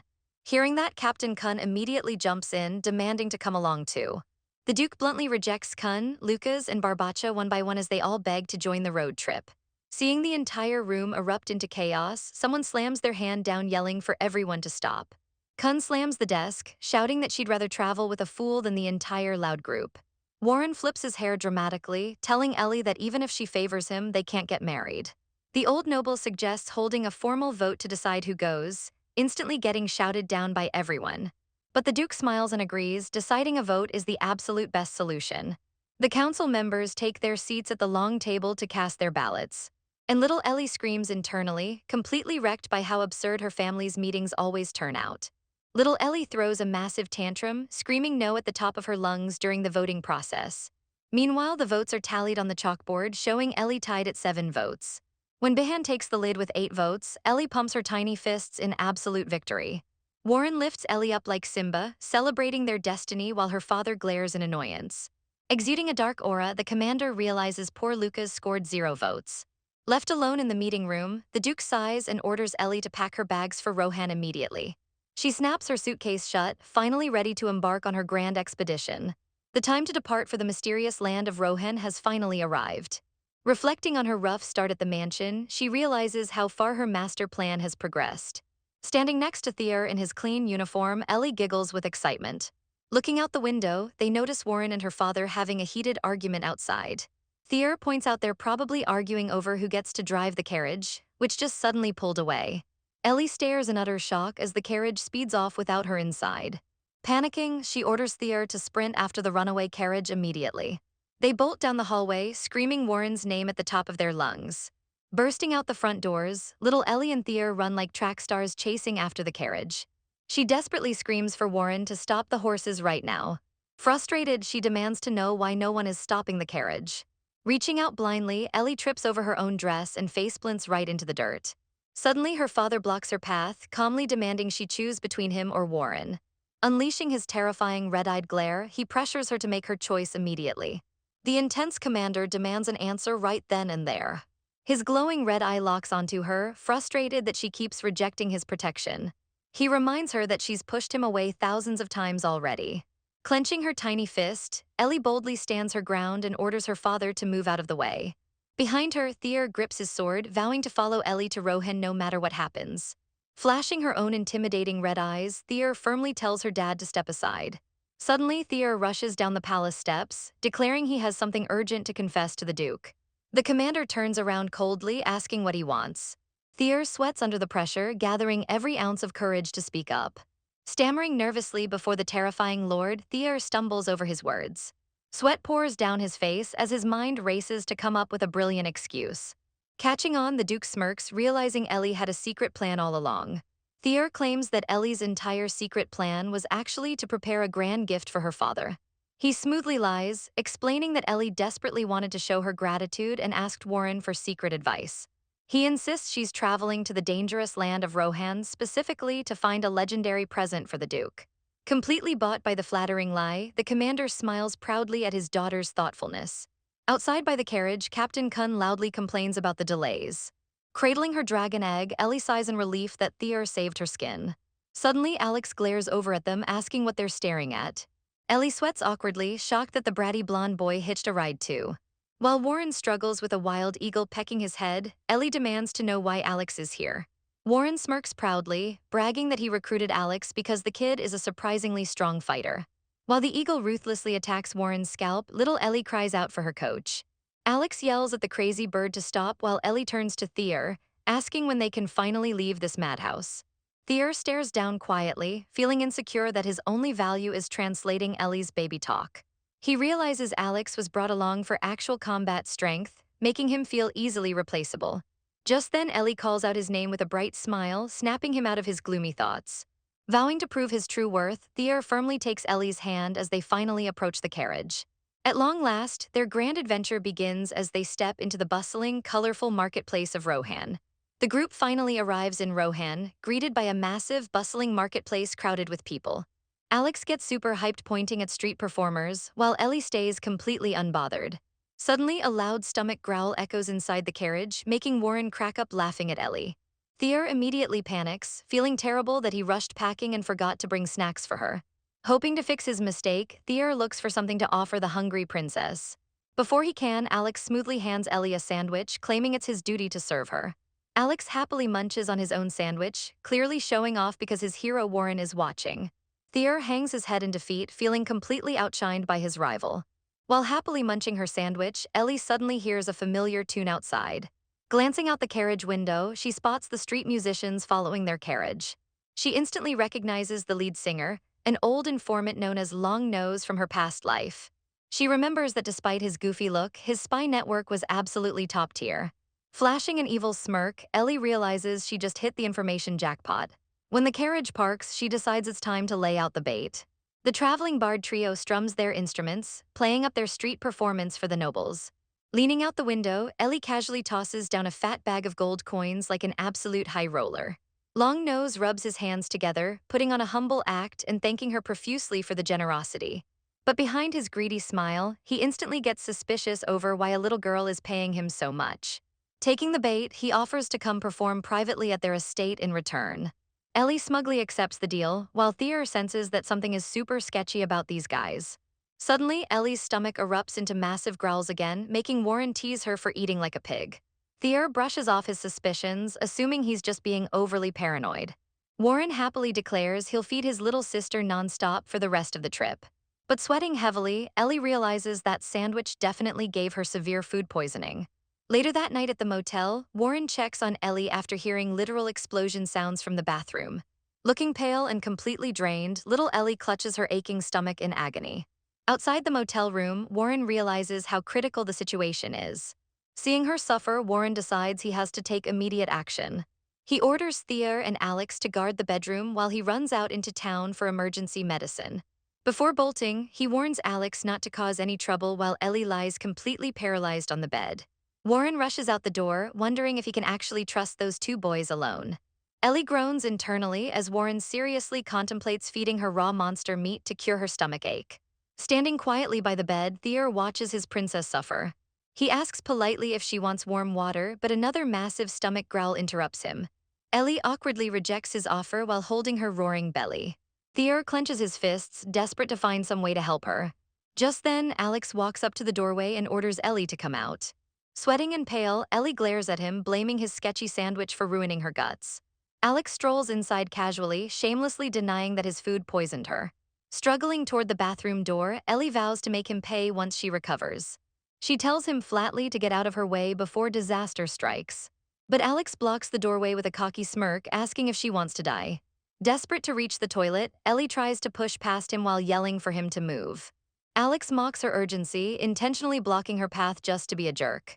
With a volcano erupting inside her mind, Ellie reaches her absolute breaking point. Suddenly, Thier steps up from behind, calling Alex out for his complete lack of manners. Unleashing an intense, protective aura, Thier coldly warns him to back off immediately. Alex glances over his shoulder, flashing a dark, arrogant smirk. Grabbing Thier by the collar, Alex drops a bomb, claiming Ellie is just a fake princess fooling everyone. Furious, Alex screams right in Thier's face, daring him to defend a fraud. Thier glares with pure rage, calling Alex a disrespectful barbarian. His eyes lock onto his rival, triggering a painful trauma from his childhood. Back when he was a helpless orphan, cruel adults threw rocks at him in the snow. Guards beat him mercilessly simply because he stole food to survive. Surrounded in the freezing cold, the guards debated how to dispose of him. Deciding his clan was already wiped out, they agreed to execute him while little Thier begged for his life. Tears poured down his face as he realized how worthless his life was to them. The guard delivered a brutal strike, knocking little Thier unconscious in the snow. Snapping back to the present motel room, Alex arrogantly asks if Thier finally knows his place. Suddenly, Alex throws a cheap punch right into Thier's jaw. Furious, Alex screams at him to die as they tackle each other. Little Ellie screams at both idiots to stop brawling right outside the bathroom door. Meanwhile, outside the motel, a window quietly creaks open in the dark. Suddenly, thick clouds of sleeping gas flood right into the bedroom. Before anyone can react, a cloaked kidnapper snatches Ellie and bolts into the forest. Glancing over his shoulder, the kidnapper gets completely spooked seeing someone chasing him. Shrugging off the sleeping gas, Thier and Alex sprint through the trees, roaring at the kidnapper. The thief sweats in disbelief, shocked that they can still run after breathing concentrated knockout gas. Pushing his speed to the limit, the kidnapper realizes these boys are built different. Running behind, Thier pants heavily as the knockout gas finally starts kicking in. His vision blurs dangerously as he struggles to keep moving his feet. He curses himself, realizing his stupid fight with Alex wasted his stamina when Ellie needed him most. Being bounced around in the thief's arms, poor Ellie reaches the absolute limit of her food poisoning. Alex sprints right behind them, mocking the thief for risking his life over a helpless little girl. Hearing Alex claim she's useless, Ellie boils with rage inside the kidnapper's grip. Leaping through the air with his sword, Alex yells that Ellie owes him her life. But just as he strikes, Ellie projectile vomits a rainbow laser right into Alex's face. Alex screams in horror as he gets wrecked by the majestic rainbow puke. Meanwhile, Ellie reaches into her stash of secret potions prepared earlier. She silently thanks her brother Warren for providing her with the ultimate emergency supplies. Back at the estate, Warren had packed her a bag full of alchemical bombs just in case. Now out in the forest, those extra tools are about to save the day. Rapid footsteps echo as the chase continues through the dark woods. Wiping vomit from his face, Alex furiously chases them down, yelling at Ellie for puking on him. Further back, Thier stumbles through the trees, hating himself for failing his princess. The kidnapper sweats profusely, amazed that Alex is running like a literal human weapon despite everything. Alex closes the distance, ready to tackle the kidnapper to the ground. Ellie sighs, annoyed that handling street thugs used to be a cakewalk in her past life. Lunging forward, Alex's fingertips desperately reach for the thief's boot. He smiles triumphantly, thinking he finally secured the capture. But suddenly his face turns pale as a terrible smell hits his nose. Alex slips on the rainbow puddle on the grass and face-splints hard into the dirt. Taking advantage of the fall, the kidnapper turns around and slashes his dagger right at Alex. Barely dodging the blade, Alex glares at the thief with pure murder in his eyes. Leaping back up, Alex furiously swings his sword, shouting that no one touches his face. The kidnapper parries the heavy sword strike using an iron flute weapon. A massive shockwave explodes as their weapons clash in the moonlight. But Alex overpowers him, sending the iron flute spinning uselessly into the sky. Watching the fight from the thief's arms, little Ellie calmly admires Alex's combat skills. Just then, Thier finally catches up to the clearing, gasping in total shock at the chaotic scene. A sword blade points right between the kidnapper's eyes as Alex orders him to surrender. Standing tall in the moonlight, Alex demands to know who they are. But suddenly, a revolver clicks as the leader aims right at them. Longnose and his partner hold little Ellie hostage, threatening to shoot if Alex takes another step. Lying injured on the ground, Theor sweats in panic, fearing for the princess's safety. Alex curses under his breath, realizing he walked right into a hostage situation. Outnumbered and outmaneuvered, Alex freezes in place. Longnose cocks the hammer back, aggressively commanding Alex to drop his weapon.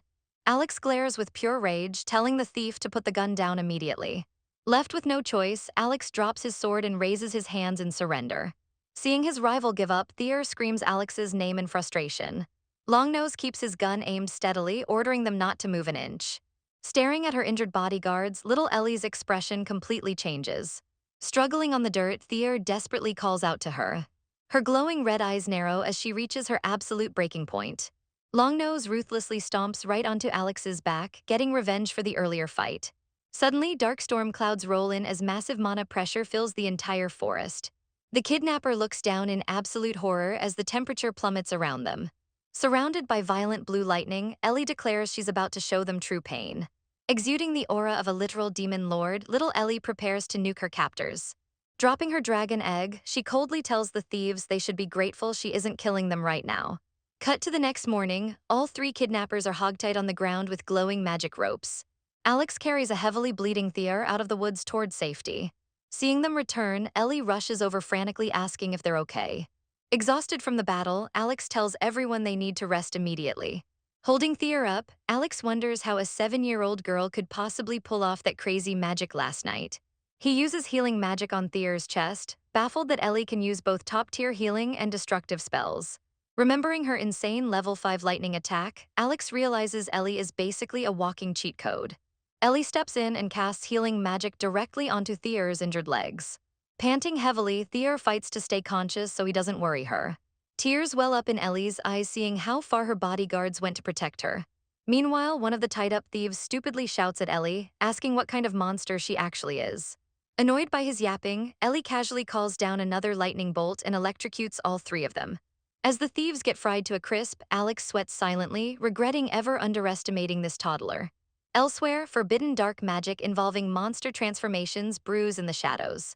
Rumors explain that dark wizards use hair or raw flesh to transform human bodies. Cut to a bustling tavern back in town later that night. Someone flashes a confident smirk across a wooden table. Warren sits drinking with Cairna, an elite wizard from the Tower of God disguised in rags. Warren crosses his arms, questioning why a powerful wizard dresses like a homeless beggar. Cairna laughs off his critique, claiming homeless chic is the latest fashion trend. Taking a swig of beer, Warren asks how her master, the infamous devil, is doing lately. His eyes flash dangerously as he warns her not to act like Cairha. Cairna brushes off the warning, noting that living among humans makes wizards soft over time. Sipping her soup, she asks Warren about the latest wild rumors floating around high society. Slamming his mug down, Warren mentions the rumor that the devil actually had a baby. Cairna pauses, asking genuinely if he married a human woman.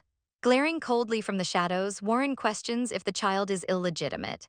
Cairna chuckles curiously, admitting she wants to meet this rumored baby herself. Suddenly, a deep voice calls out Cairna's name from behind, making the witch freeze in her seat. Back at the tavern, Cairna excitedly flips through her photo album, bragging about how cute little Ellie is. Meanwhile, back in the forest, Ellie prepares to place the brand of promise on the defeated thieves. She coldly warns Longnose that if he breaks the magical contract, he will instantly die. Longnose screams in outrage, calling the brand a complete bluff. But Ellie sparks lethal blue lightning from her fingertip, proving she isn't messing around. She glares down with terrifying red eyes, ordering him to accept her mercy while he still has a pulse. Longnose sweats in absolute despair, realizing his power is nothing compared to hers. Staring into the crackling lightning, he feels the cold grip of death. His two young crewmates beg him not to sign away his soul to a slave contract. Knowing they have no choice, Longnose bitterly accepts his fate to save his team. A glowing magic circle seals the oath, earning a smug, villainous smile from little Ellie. As Ellie stumbles from exhaustion, she secretly mocks them for actually believing her fake slave contract bluff. She reminds them to report to her estate soon or face the consequences. With a casual snap of her fingers, she breaks their magical ropes using her past life's supreme wizard techniques. Freed from their bonds, the thieves sprint away like scared rabbits into the woods. Left alone with her guards, Ellie groans over how draining that high-level magic was. She notices Alex and Thea shivering in fear, completely terrified by her dark wizard vibe. When she calls their names, Alex jumps and screams like a frightened cat. Looking them in the eyes, Ellie gently tells her bodyguards to never get hurt for her sake again. Alex looks genuinely touched as she orders him to hurry up and get his injured leg treated. Suddenly, Warren steps out from the trees, teasing Alex for whining over a minor injury. Ellie turns to thank Alex for defending her earlier, almost letting her true feelings show. Suddenly, the dragon egg in her hands pulses with strange magic. The rocky shell starts glowing and shifting colors beneath the moonlight. Confused, little Ellie tilts her head, wondering what else the dragon needs to finally hatch. Frustrated by the waiting game, she screams at the egg to just tell her what it wants. But the stubborn egg just sits there glowing silently. Glaring intensely, Ellie demands the dragon give her a sign. Warren jokes that the egg probably wants a romantic kiss, making the weirdest face imaginable. Disgusted by his weird joke, Ellie mercilessly beats Warren down with a pillow. Warren just sparkles masochistically, bragging that he's the first guy Ellie ever hit. Shuddering in disgust, Ellie tells her weird brother to shut up and get dressed. The next morning, Warren notices something different about Alex and Thea's clothes. The two boys step out wearing chef aprons, proudly serving homemade breakfast. Turns out the night before, Alex agreed to keep Ellie's magic powers a total secret. Ellie worried how Warren would punish Alex if he found out about the kidnapping attempt. But Alex swore his loyalty, promising to handle Warren and protect Ellie's secret forever.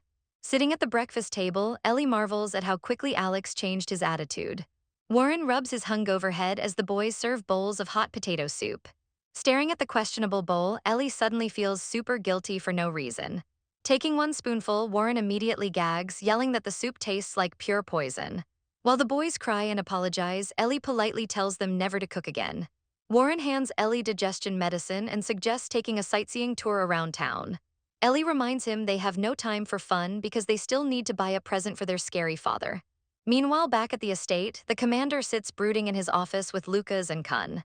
Holding his pen, the Duke sighs, wishing he had joined the Rohan trip himself. He imagines his poor little daughter crying miserably without him around. Looking at a crude child's drawing hanging on the wall, Kun asks if that's supposed to be Ellie. Lucas flatly compliments the Duke's terrible artistic skills. Kun reveals she painted a replica to keep the lonely Duke company, starting a debate over whose stick figure painting looks better. Back at the estate, the lonely commander tells his staff that he wants to be left alone. He sits by himself on a garden bench while two maids gossip about how much they miss Ellie after just 2 days. Holding a small wooden doll of his daughter, the Duke sighs in loneliness. Sulking like a sad puppy, he wonders when his little princess is coming back home. Suddenly, a disguised assassin lunges from the shadows with a dagger aimed right at his throat. But mid-leap, her eyes widen in shock as her body freezes completely. Without even looking up from his bench, the Duke casually asks if she's a witch. Glowing with terrifying red eyes, he scoffs that an assassin less than 100 years old dares to target him. With a subtle flex of his telekinesis, he violently crushes her throat. Gasping for air, the assassin suffocates under his overwhelming mana pressure. Struggling on the steps, she mocks the immortal Duke, claiming his powers are definitely getting weaker. The Duke ruthlessly snaps her neck, silencing the assassin for good. His glowing red eye flickers softly as he quietly admits that age might finally be catching up to him. Meanwhile, in the bustling market of Rohan, Alex proudly shows off the souvenirs he bought for the group. Looking around the market stalls, Ellie decides she wants to buy a nice present for Lucas too. Warren encourages Thea to stop being so stiff and enjoy some sightseeing games. Holding up a sparkling photograph of Ellie smiling radiantly, Warren notes that the Duke will love this souvenir. Carrying her heavy dragon egg, Ellie groans that her mana exhaustion is finally catching up to her. She stares curiously at the egg, wondering why it glowed so mysteriously the night before. Cut back to the tavern patio, where Warren smoothly gifts a glowing magical bracelet to Kärna. Kärna blushes and calls him cringy for flirting, but lets him put the jewelry on her wrist anyway. She looks away shyly, secretly happy to keep the expensive gift. Back on the street, Thea updates Ellie that Warren is off mailing her pictures straight to the Duke. Alex rejoins the group holding a massive bag of freshly baked bread. Passing by flower shops, Ellie searches carefully for a gift that matches Lucas's taste. Seeing a starving orphan begging in the alleyway triggers a painful memory from Ellie's past. She remembers how desperate and hungry she felt before being adopted. Realizing they left their food in the carriage, Alex offers to run back and grab supplies. But looking at the massive bag in his hands, they realize they bought way too much bread anyway. Gently kneeling down, Ellie hands the entire bag of baguettes to the starving orphan boy. Watching her back, Alex silently reflects on how much her kindness resembles someone else. He remembers how the scary Duke once rescued his own people from despair. Alex teases Ellie, pointing out how much her personality matches her father's. Ellie immediately throws a fit, loudly denying that she acts anything like her scary dad. Thier watches quietly, wondering why Ellie always gets flustered whenever they mention the master. Alex looks confused by her defensive reaction, trying to apologize. Ellie looks back seriously, noting that her father acted the exact same way when he saved Masha years ago. She chuckles softly, surprised that Alex didn't know the full story. She explains that despite his cold exterior, the Duke really did rescue her from the gutter. Meanwhile, back at the estate, the commander stands alone staring at Ellie's empty canopy bed. Lucas steps in to report that the Earl of Hobbiton has arrived for an official visit. The Duke asks if the garden corpse was cleaned up, and Lucas confirms the blood was left untouched as a warning. Lucas offers to dismiss the guest, but the Duke decides to take the meeting anyway. In the reception room, the Earl mentions he heard about Ellie's trip to Rohan. He presents a luxurious wooden box containing a glowing blue beginner's magic wand. Sweating nervously, the Earl explains it's a top-tier training staff designed for young students. He apologizes for the rushed gift, hoping to get on the Duke's good side before Ellie returns. He casually mentions that the Imperial Academy will teach her how to use the wand properly once she enrolls. Hearing the word academy, the Duke blinks in total confusion. The Earl sweats profusely, pointing out that since Ellie turns 7 this year, it's mandatory for her to enter the Magic Academy. The Earl continues pitching the prestigious Imperial Academy as the ultimate training ground for elite students. He brags about its top-tier professors and legendary reputation among the nobility. He notes that the entrance exam is notoriously brutal, causing most kids to fail multiple times. Laughing confidently, he assures the Duke that little Ellie will easily pass. Without missing a beat, the Duke coldly slides the gift box right back across the table. Sitting back firmly, the commander bluntly declares that Ellie isn't going to any academy. The Earl completely short-circuits in shock at the outright refusal. Meanwhile, back in Rohan, Ellie tries to verify a rumor she heard about her bodyguard's past. Shocked by the details, she wonders if Lucas actually went out of his way to save a stranger. She thinks back to her father's rare, comforting hugs. Suddenly, Warren catches her spacing out, prompting a cute oops from Ellie. She holds tightly onto a glowing glass pendant she brought along as a return gift. Warren happily grabs her arm, urging everyone to get moving. Ellie nervously agrees and snaps back to attention. As they venture deeper into the harsh wilderness of Rohan, Warren points out how strong Alex has gotten, while Ellie sighs over how behind schedule they are. She questions why they even bothered taking this dangerous route. Up ahead, Warren casually slices and dices a pack of green goblins, claiming it's the ultimate training exercise. Carrying Ellie in his arms, Warren coos over how cute she looks while she feels a fever coming on from exhaustion. Suddenly, Warren yells for Thier to dodge an incoming attack, causing Ellie to panic. Warren coldly orders Thier to handle the monster alone instead of offering help. Thier trembles and sweats profusely, completely drained from the desert heat and continuous fighting. Warren brutally suggests feeding Thier to the goblins, making Ellie scream that Thier is her loyal aide. Thier looks down in shame, feeling pathetic for struggling against a single low-level goblin. Warren offers to swap Thier out for Alex instead. Seeing Thier exhausted on the sand, Ellie fiercely shouts at Warren not to touch her bodyguard. Warren just laughs off her anger, assuming his little sister is tickling him playfully. Ellie furiously slaps Warren down, swearing she won't let him abandon Thier. Internally, Ellie refuses to believe the rumor that her family ever saved anyone out of the kindness of their hearts. She decides she needs to ask Marcia directly once they get home. Warren notices her grumpy face and asks if she needs a bathroom break, getting a hard no from Ellie. Suddenly, heavy horse hooves echo across the desert sands. 3 armored riders gallop toward them at full speed. Ellie tenses up, realizing they just stepped right into territory controlled by the Kramer family. The patrol halts right in front of them, demanding their identities. Leading the patrol is none other than Duke Norbert Kramer himself. Ellie stares up nervously, noticing how much Duke Kramer resembles Edwin. Duke Kramer commands his men to hold while he questions the intruders. Ellie groans internally, knowing they wouldn't have run into this rival Duke if Warren hadn't wasted time on goblins. Warren steps forward announcing they represent the Brandt family, but bluntly asks why Kramer lacks basic greeting manners. Kramer looks down annoyed, stating he never gave the Brandt family permission to trespass on his land. Putting a hand over his chest, Warren bows slightly to explain their peaceful mission. He assures Kramer that their business won't cause any trouble for his dukedom. Kramer narrows his eyes, immediately recognizing Warren's true identity as Behanwolf. Ellie facepalms hard, getting a massive headache from the escalating tension. She wonders how a rival duke knows her brother's alias. Looming over them with a dark aura, Kramer mentions he's heard rumors about Warren's legendary combat skills. Warren bows respectfully, claiming he's honored by the recognition. Glaring through his glasses, Kramer's eyes flash dangerously. Unleashing an intense, fiery pressure, Duke Kramer coldly remarks that Warren's lack of manners is just as legendary. Duke Kramer talks down to Warren, lecturing him on imperial rules and insulting him for bringing a barbarian.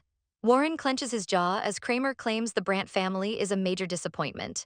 Before Warren can snap, Kramer's guards cross their glowing wands to block little Ellie from stepping forward. Ellie grabs her skirt and executes a polite textbook curtsy. Surrounded by sparkles, she formally introduces herself to the Duke with her dragon egg by her feet. Warren puffs his chest out smugly, bragging about how gorgeous his little sister looks. Someone groans internally, wondering why Warren always brags at the worst possible times. Playing the innocent child card, Ellie apologizes for their manners and claims they're traveling to find medicine for her sick father. When Warren starts blabbing that their dad would never get sick, Ellie turns around and glares daggers into his soul to shut him up. Completely fooled by her act, Kramer sympathizes with the young princess taking such a dangerous trip. Sighing deeply, Kramer decides to let them pass purely out of respect for little Ellie. However, he glares down coldly and warns them that another strike will cost them dearly. Bowing her head humbly, Ellie chuckles internally at how easily she played the powerful duke. After all, the Kramer territory is the wealthiest and most trusted dukedom in the entire empire. Meanwhile, the Brandt family name holds almost no political weight in comparison. Kramer accepts Ellie's polite gratitude with a stoic nod.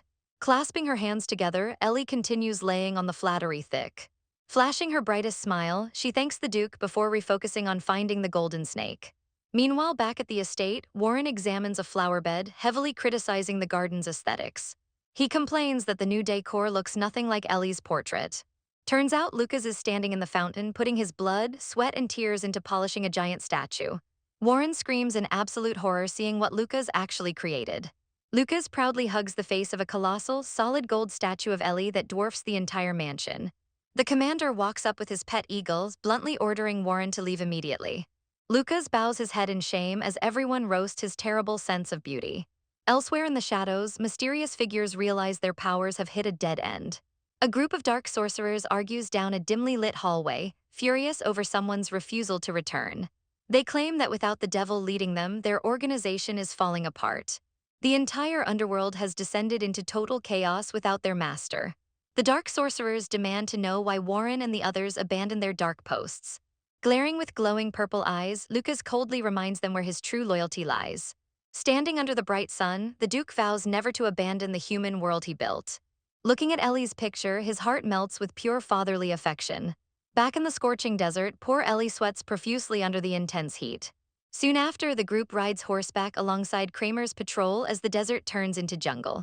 Kramer halts his white stallion, ordering everyone to dismount as the path narrows. He warns the group that magical anomalies and monster attacks happen constantly in this jungle. Adjusting his glasses, Kramer explains that survival depends entirely on tracking the wind currents. Thier listens closely as Kramer warns that spatial rifts can open up completely by chance. Once pulled inside a chaotic rift, finding the exit alive is nearly impossible. Right on cue, Kramer points down just as a glowing purple portal opens directly beneath Ellie's boots. Ellie gasps in shock as the spatial rift swallows her whole. Without hesitating for a second, Thier dives headfirst into the portal, desperately reaching for her hand. Warren sprints toward the rift, screaming his sister's name at the top of his lungs. He slams his fists down just as the portal snaps shut, exploding the ground with dark purple mana. The entire jungle quakes as Warren unleashes raw, unbridled magical power without casting a single spell. Watching the terrifying display of aura, Duke Kramer sweats in disbelief. Kramer calmly tells Warren to stop raging, explaining there's still hope to rescue them. Glaring up from the crater with glowing blue eyes, Warren growls that he's finding another rift immediately. Standing over him calmly, Kramer notes how fixed spatial rifts operate in the Rohan wilderness. A blonde guy admits he can't guarantee their magic plan will actually work. But his glasses-wearing companion insists they have to try anyway. Deep inside a dark, rustling cave, someone screams out in sheer panic. A mysterious blue egg sits on the rocky ground while the voice begs its lady to wake up. The white-haired girl finally opens her striking red eyes, completely annoyed by all the yelling. Her vision is totally blurry as she spots a guy holding a sword in the dark. Suddenly, a monstrous screech echoes through the cave, snapping her wide awake. Giant, terrifying man-eating spiders drop from the webs right above them. The swordsman Theo tries to defend her, but she takes a nasty stab from a spider leg. Without hesitating, she charges up a glowing magic circle in the palm of her hand. She unleashes an absolutely massive blast of roaring fire. It's a high-tier 6-star flame cannon spell that completely lights up the cavern. The monster is instantly roasted into a burnt crisp while Theo watches in total shock. But the massive attack completely drains her mana and she staggers forward. Theo rushes in to catch her and she brushes it off as just minor fatigue. She ignores her bleeding wound and casually asks where her egg went. Theo immediately dashes off to fetch the precious item for her. She senses the egg and notes that it seems calm for now. But then reality hits her hard. She completely forgot this new body isn't immune to venom. She realizes these dimensional rifts match the exact ones from her past life. Panting heavily, she knows she can't just sit around and needs to keep moving. Suddenly, she pauses, locking onto something lurking in the distance.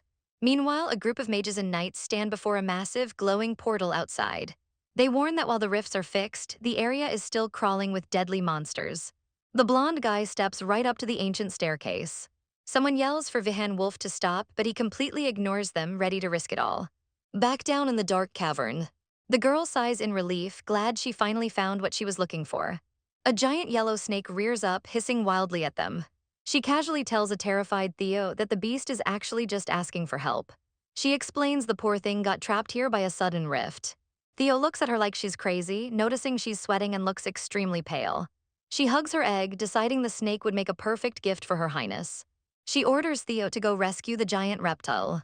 But before he can take a step, she completely collapses like a ragdoll. Theo totally loses his mind, screaming for her to wake up. He drops to the ground, frantically trying to figure out how to save her from the poison. He checks her pulse and is relieved she's still breathing. Then a desperate idea hits him. He figures if this snake is supposed to be a royal gift, it must have some crazy healing skills. The girl is completely knocked out, so it's all up to him now. He finds the yellow snake pinned helplessly under a heavy boulder. Grunting with effort, Theo lifts the massive rock off its tail. He tells the beast to come out and help heal his lady. But the absolute second it's free, the snake bolts away at lightning speed. Theo dives after it, screaming for the scaly traitor to stop. He yells that this wasn't part of the deal. The snake basically laughs in his face, calling him an idiot for trusting a wild animal. But Theo launches himself through the air and snatches the snake right out of nowhere. He chokes the absolute life out of it while the beast screams in pure, utter rage. The giant snake completely sinks its fangs into the guy's shoulder, making him grunt in pain. Meanwhile, the mages stare down a massive, ancient temple doorway. The glasses guy suggests they take this maze one step at a time. But Vihan Wolf is totally impatient and wants to split up to find a leaner immediately. The glasses guy shuts that down, warning that the passages are absolutely swarming with monsters. He explains they're relying on special moving stones that repel beasts so they can avoid unnecessary fights. A young blonde kid looks stressed, just hoping Lady Alina is holding up okay. Suddenly, the sand starts shifting right under their boots. The glasses guy smirks, noting the perfect timing. He watches a massive beast emerge, realizing it has evolved since the last time he was here. A colossal centipede monster bursts from the ground, but a glowing golden shield protects the squad. Without hesitating, Vihan steps right out of the safety zone. The glasses guy watches in pure shock as Vihan charges up high-tier magic. Vihan absolutely fries the giant bug with a massive 7-star lightning strike, 0 magical equipment needed.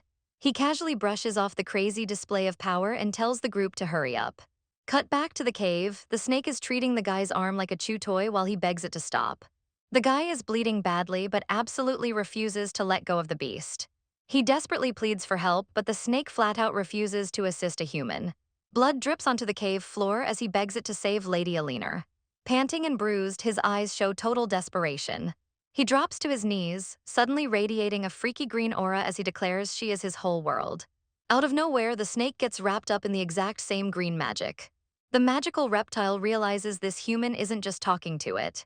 He's actually forcing it to obey his commands. The terrified snake wonders if this guy is the legendary whispering sorcerer. The guy has no clue what's happening to him either. But he quickly realizes the beast is totally under his control now. His body starts glowing brighter as the strange magic surges. He clutches his chest, feeling like his heart is going to completely explode from the strain. The magic suddenly shatters, releasing the snake from his iron grip. The guy collapses right next to the unconscious Alina, completely drained. The snake stares at them, totally confused by what just went down. Suddenly, the blue egg beside them starts radiating an insanely intense energy. The snake senses an overwhelming, monstrous presence lurking inside the unhatched shell. It gulps in fear, realizing the unconscious girl doesn't even smell human. Trembling, the beast connects the dots about who she really is. It immediately turns back to the guy, yelling for him to stop moving. The guy is desperately trying to drag himself toward Alina, his heart pounding out of his chest. The snake quickly assures him it will help, now absolutely terrified of the egg's owner. It realizes this untrained human just pulled off a high-level whispering spell by pure instinct. If he keeps pushing his broken body, the magical backlash will absolutely kill him. The guy flashes back to a bloody scene, remembering someone telling him not to die. A dying man with glasses begs a younger version of him to live on. With a final apology to his lady, the guy completely passes out in the dirt. Meanwhile, deeper in the ruins, Vihan senses something seriously weird in the air. The rescue squad slices through a horde of creepy spider monsters as they push deeper into the cave. One of the priests notes that there's a massive buildup of raw power ahead of them. Vihan knows they're running out of time and demands they pick up the pace. He stands alone in the dark, locking onto a faint but dangerous presence. A swarm of glowing red eyes growls from the shadows as he demands to know what's hiding there. Meanwhile, glowing red eyes stalk through the darkness, calling out for Ellie. A brief memory flashes of someone holding a bloody child, praying their magic works this time. Back in the cave, the snake assumes Ellie is completely dead. But a mysterious voice whispers for her to go back. Ellie suddenly gasps for air, scaring the absolute life out of the giant reptile. She looks at her hands in pure shock, realizing she's completely fine and her body feels strangely light. Even the nasty spider bite on her shoulder has completely healed up. But then she spots Theo lying motionless and screams for him to wake up. She shakes him frantically, but the snake bluntly tells her it's too late. It explains that Theo forced his body to handle way more mana than it was built for, and the magical backlash completely wrecked his body. Suddenly, the entire cavern starts violently shaking. Ellie looks up as debris falls, realizing the situation has gone totally wild. Out of nowhere, Vihan smashes through the ceiling like an absolute meteor. He shouts out for her, desperately asking if she's all right. Ellie is completely stunned, admitting this is the first time she's actually happy to see this guy. But the wholesome moment is cut short as the cavern walls crackle with unstable pink energy. The glasses-wearing mage throws up a massive, glowing golden shield to protect the squad. Vihan quickly grabs Ellie, preparing to bolt. The mage screams for Vihan to hurry up because the whole rift is about to blow. Ellie violently struggles, demanding they grab Theo since he literally saved her life. Vihan locks in, realizing she's completely serious. The blonde kid screams for them to hurry as the energy goes critical. Vihan scoops up both Ellie and Theo, dashing toward the safety bubble at lightning speed. They dive into the shield just as the entire dimension absolutely explodes behind them. Vihan completely tanks the shockwave, shielding them from the blast. Ellie stares up at him, realizing he's actually pretty reliable when it counts. Cut to the outside, they made it back safely, but a giant eagle suddenly swoops down and pecks Vihan right on the head. Ellie sighs in exhaustion, politely apologizing for the delay. Everyone is just relieved they survived the madness. A heavily bandaged Theo wakes up, and Ellie warmly thanks him for saving her, though he humbly brushes it off. The rescue squad regroups, and the mage asks if they need anything else. He sincerely apologizes for accidentally putting her in danger.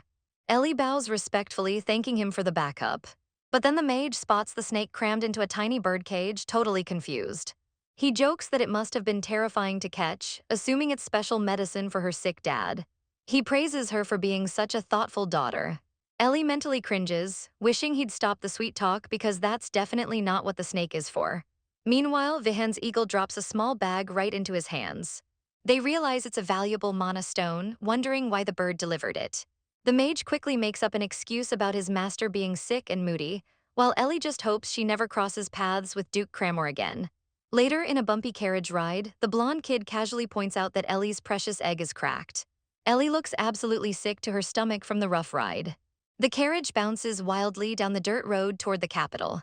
Vihan teases her for looking so scrawny, joking that she might shrink back into a literal baby. She tells him to shut up, amazed that this guy still has so much stamina. He's casually holding her on his lap like it's nothing, not looking the least bit tired after surviving a collapsing dimension. He rambles on about feeding her good food and begs her to talk him up to her dad. Ellie completely ignores him, staring at her cracked egg and realizing an ordinary one would have shattered by now. As something glows and wriggles inside, she seriously wonders what crazy conditions this thing needs to finally hatch. Ellie is riding in the carriage when someone suddenly drops a bomb. There's apparently another version of her waiting at the manor. She absolutely totally panics, wondering what the heck they mean by two of me. The carriage pulls up to the massive estate and the staff loudly welcomes her back. But Ellie instantly spots something incredibly ridiculous parked right in the middle of the courtyard. The staff lines the red carpet while her two energetic brothers sprint toward her. One of the guys proudly brags that he sculpted the giant statue of her himself. The two brothers immediately crush her in a massive, suffocating hug, whining about how much they missed her. But Ellie is completely drained and bluntly tells them to get off. Then her dad steps up, looking incredibly relieved that she's finally home. Ellie reaches out, reminding him they've literally only been apart for a few days. He completely ignores her logic and pulls her into a warm, tight embrace. He whispers that he missed his little girl. Ellie mentally notes that she still needs to verify that crazy rumor from earlier. But for now, her dad proudly hands her a piece of paper, bragging that he worked really hard on this gift. She flips it over and sees a hilariously terrible stick figure drawing of herself, calling it an absolute waste of paper. But the lady in green suddenly points out that the other side is actually a royal letter, making everyone freeze. Ellie reads it in pure shock. It's an official invitation to Princess Reina's 10th birthday party. The maid notes the party is only 5 days away and asks if the Duke actually plans to attend this time. A flashback rolls, showing every time the Imperial Palace sent envoys over the years. Whether Ellie was 1 or 2 years old, or 3 years old, or 5, her dad always ruthlessly prioritized her over the royal family, sweating the envoys out. Ellie realizes they've dodged too many events and absolutely cannot skip this one. She completely flips out, screaming for everyone to pack their bags right this second. She aggressively slams a heavy travel trunk onto the floor. Her family is super confused about the rush, but Ellie insists she's already prepared everything. When her brother points out they have 5 whole days, she totally roasts his math skills, yelling that it takes 15 days just to travel there. The green-haired lady tries to lecture her on proper palace etiquette. But Ellie brushes it off, confidently claiming she can just fake her manners when they actually arrive. Before she can finish her bossy speech, her stomach lets out a massive, aggressive growl. Everyone stares in awkward silence while Ellie totally shrinks in embarrassment. Meanwhile, her dad looks completely depressed that everyone is ignoring him and rushing to leave. Feeling bad, Ellie quickly compromises, saying they can rest today and leave tomorrow, and asks what's for dinner. She excitedly demands meat, completely ignoring her brother begging for his souvenir. She admits to herself that trying to leave immediately was a bit wild. After surviving that insane dimension rift, a day off is exactly what they need, plus she really wants to see Marcia. Later that night, her dad tucks her into bed, looking super sentimental. He softly says it feels like just yesterday she was a baby, and now she's going on trips without him. Ellie side-eyes him, wondering if he's just yapping because she didn't get him a present. He catches her staring and quickly tells her to just go to sleep. The next morning, her favorite maid, Marcia, completely bursts into tears. She drops to the floor and crushes Ellie in a desperate, emotional hug. Marcia frantically checks her face and arms, terrified that she got hurt on the trip. Ellie gently calms her down, promising she's totally fine. Marcia wipes her tears, saying she's been doing well while Ellie was gone. But the maid still fusses over her, noting that the young lady looks dangerously thin. She admits she nearly had a heart attack when she heard Ellie went to the deadly Lohan region. But the wholesome reunion suddenly drops to a dead halt. Ellie stares Marcia right in the eyes and asks if her dad has ever saved her life.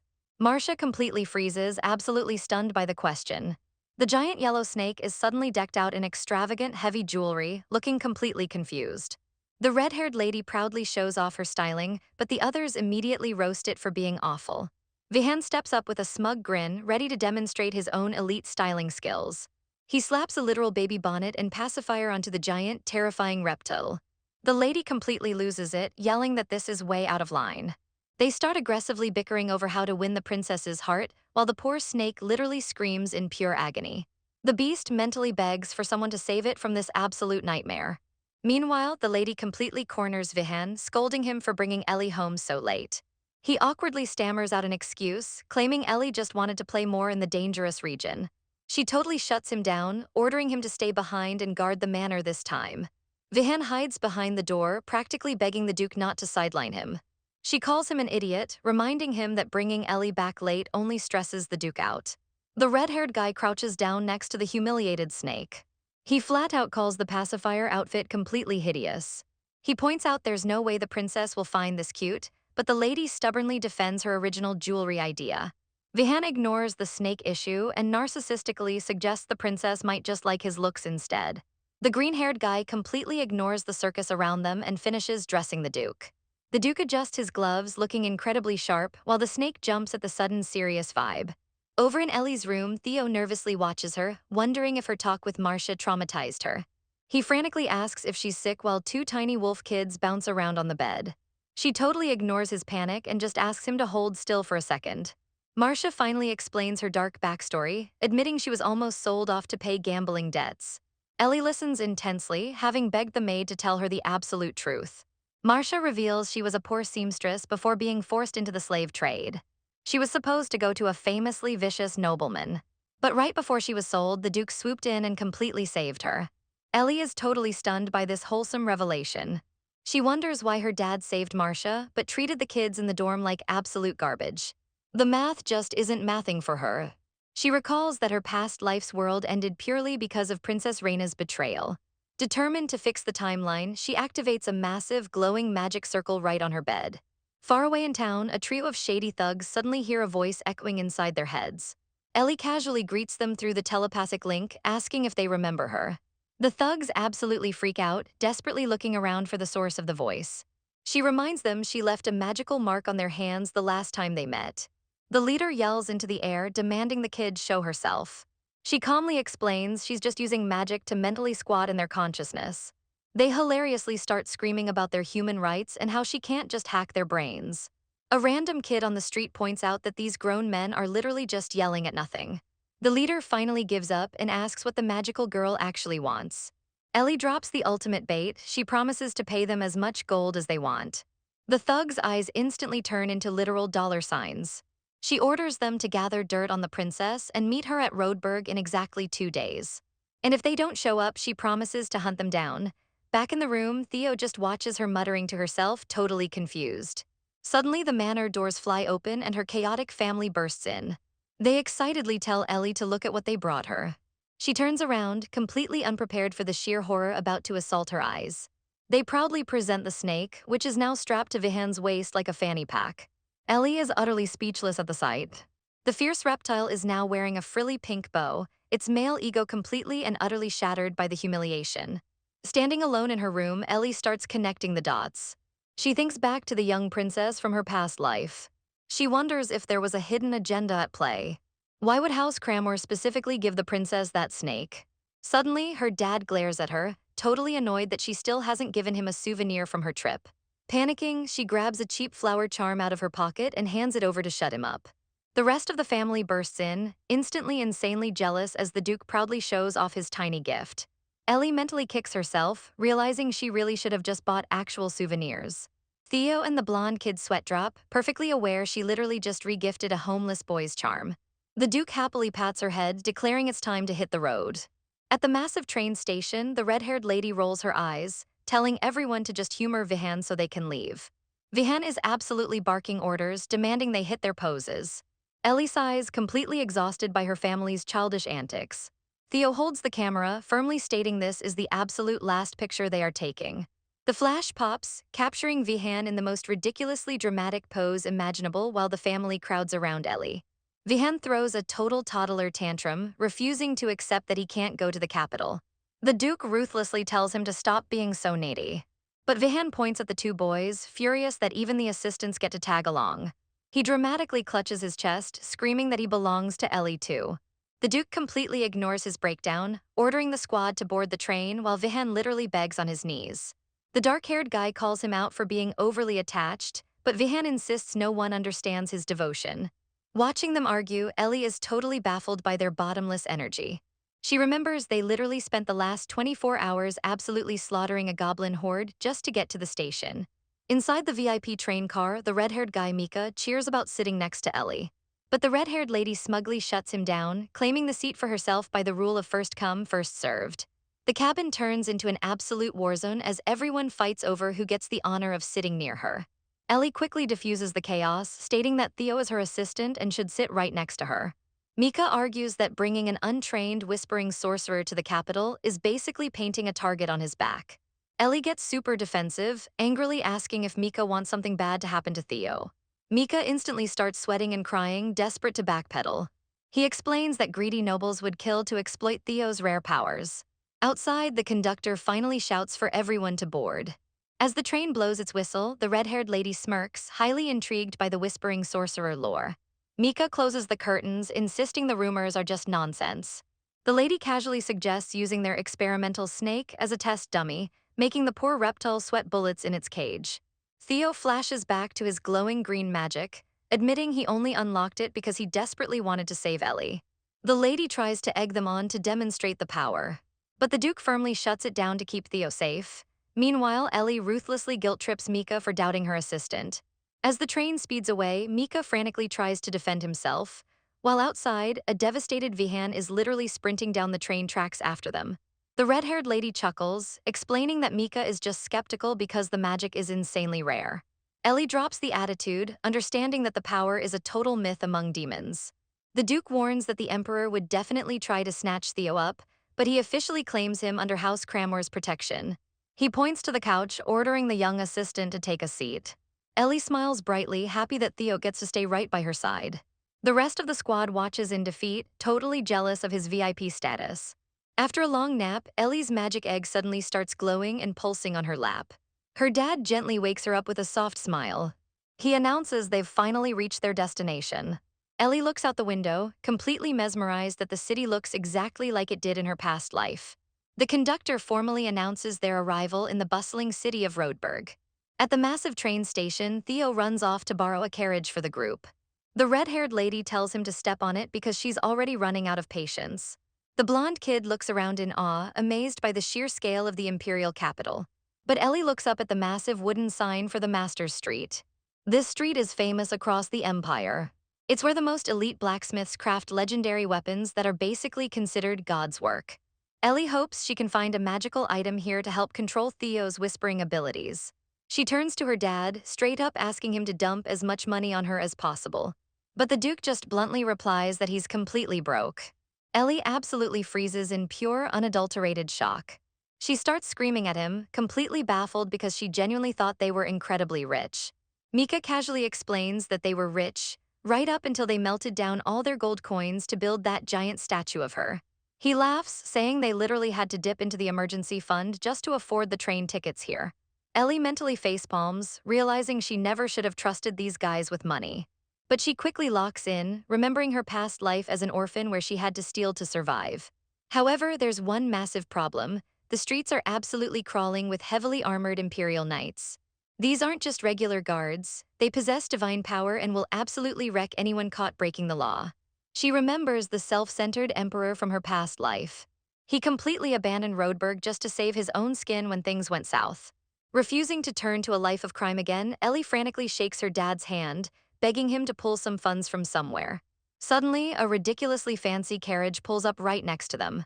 The conductor loudly announces the arrival of Archduke Howland, making Ellie instantly groan in disgust. The Archduke steps out, dramatically exclaiming how hard it is to get a meeting with Duke Brandt. He's a massive, wealthy nobleman decked out in expensive jewels and velvet. Ellie's dad silently glares, clearly not thrilled to run into this guy. The entire squad respectfully bows to the high-ranking noble. Ellie is totally shocked to see her usually arrogant family actually showing manners. The Archduke casually mentions the crazy rumors going around about the Duke suddenly having a kid. He throws some serious shade, pointing out the Duke was never even married. Ellie mentally rolls her eyes, remembering this exact annoying attitude from her past life. The Archduke smugly flexes his status, acting like he runs the place. The Duke keeps his head bowed, playing the respectful subordinate. But the Archduke crosses the line, telling the Duke he needs to stop bringing random, low-class women to his bed.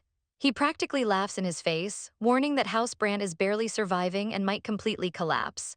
Ellie's blood instantly starts boiling at the pure disrespect. She clenches her jaw, completely enraged by how this guy is treating her dad. She glares daggers at him, ready to snap at any second. Suddenly, a whiny pink-haired girl steps out of the carriage, complaining that they were supposed to be at the toy store. It's Gladia, the Archduke's incredibly spoiled daughter. The Archduke immediately drops his tough guy act, baby-talking his daughter and apologizing for the delay. Gladia looks at Ellie and loudly asks if she's the rumored illegitimate child. She glares down at Ellie, demanding to know why she's staring. Gladia ruthlessly calls Ellie a bastard right to her face. The entire Cramor squad instantly snaps, completely outraged by the insult. Even Gladia flinches for a second, realizing she might have gone a little too far. But before anyone can react, the Duke violently slaps her hand away from Ellie. Gladia scoffs, declaring that this trashy family doesn't know their place, and demands her dad take her away. The Archduke totally spoils her, ignoring the drama and promising to go buy her all the toys she wants. Ellie completely loses her mind, ready to absolutely throw down. But the red-haired lady suddenly grabs her shoulder, giving her a sharp, intensely serious look to stop her from doing something crazy. The red-haired lady warns Ellie to calm down because the heavily armored Imperial Knights are watching closely. They finally arrive at the Brandt Manor in Rodeburg, but Ellie is still absolutely furious. She yells at her dad, outraged that he just let that brat insult him without hitting back.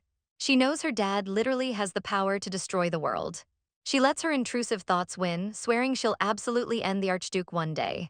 Meanwhile, one of the twins is doing a terrible job applying an ice pack to the Duke's face. The Duke sighs and snatches it away from the clumsy kid. Ellie notes that despite lacking basic human common sense, he somehow pulls off the dad role perfectly. He smoothly presses the ice to his cheek, completely unfazed by the swelling. Ellie steps up, genuinely asking if he feels better. The Duke is instantly touched, looking incredibly proud that his daughter is actually worried about him. He jokes that if he knew she'd care this much, he would have let them slap his other cheek too. The twins instantly get jealous, throwing a complete fit and demanding ice packs for themselves. But Ellie cuts the comedy, seriously asking if the Archduke is blackmailing him with some hidden weakness. She warns him that she's going to be super upset if he keeps her in the dark. The red-haired twin almost spills the tea, but the lady violently smacks him over the head. The Duke instantly uses his magic to completely silence the kid's voice. The twin mentally apologizes, just wanting to make Ellie feel better about the whole mess. Ellie realizes her dad forces himself to act human for a very specific, dark reason. She stares at the snake locked in the glowing cage, wondering what his true goal is. She connects the dots, fearing this all ties into the literal end of the world.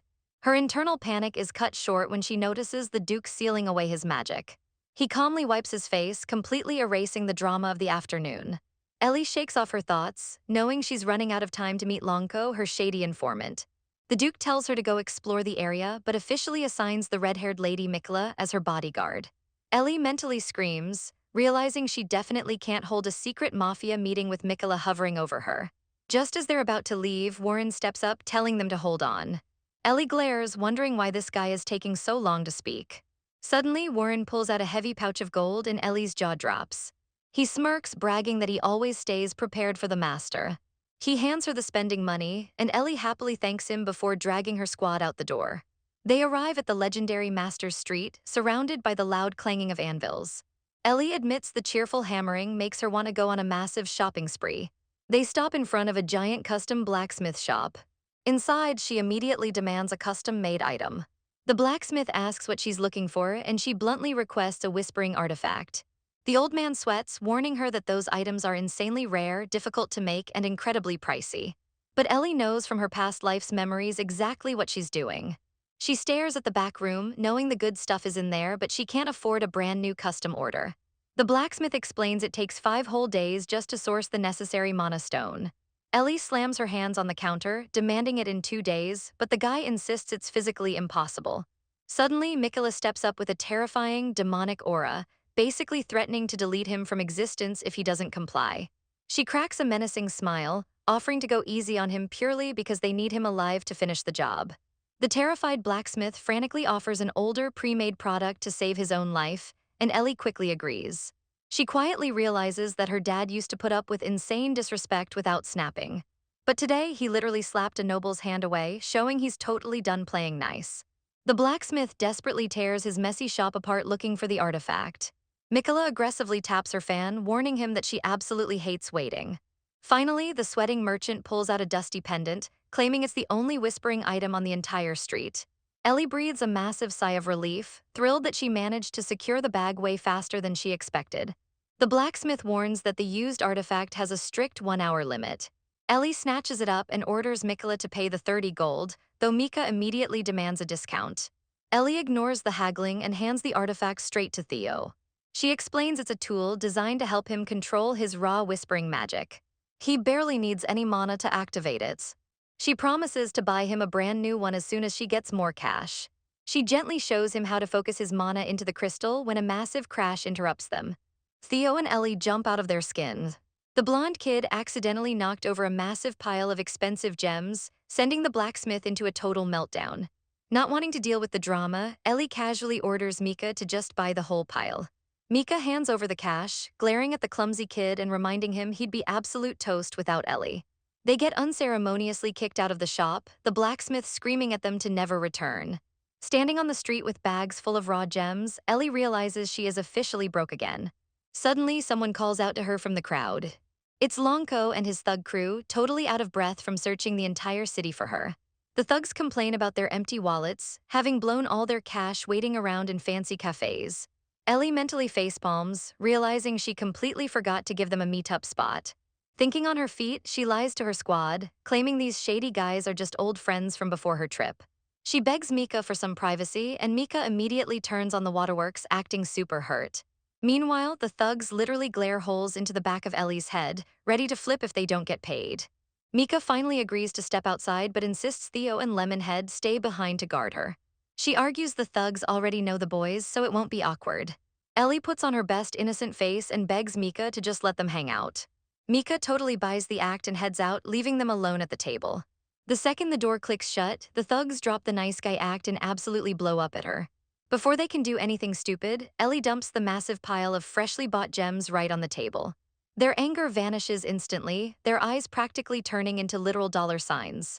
With them distracted, Ellie pulls out her new lollipop-shaped artifact. She gets down to business, asking exactly what they found out about the princess. Longko smirks, bragging that they tapped into the underground thief guilds for the best intel. He drops his smile, admitting the rumors are way darker than he expected. He reveals the young princess is insanely cruel, hacking up animals and covering her royal bedroom in blood. Her violent outbursts are a notorious open secret inside the palace. Even the emperor can't rein her in, with nobles blaming her messed up mental state on her mother's early death.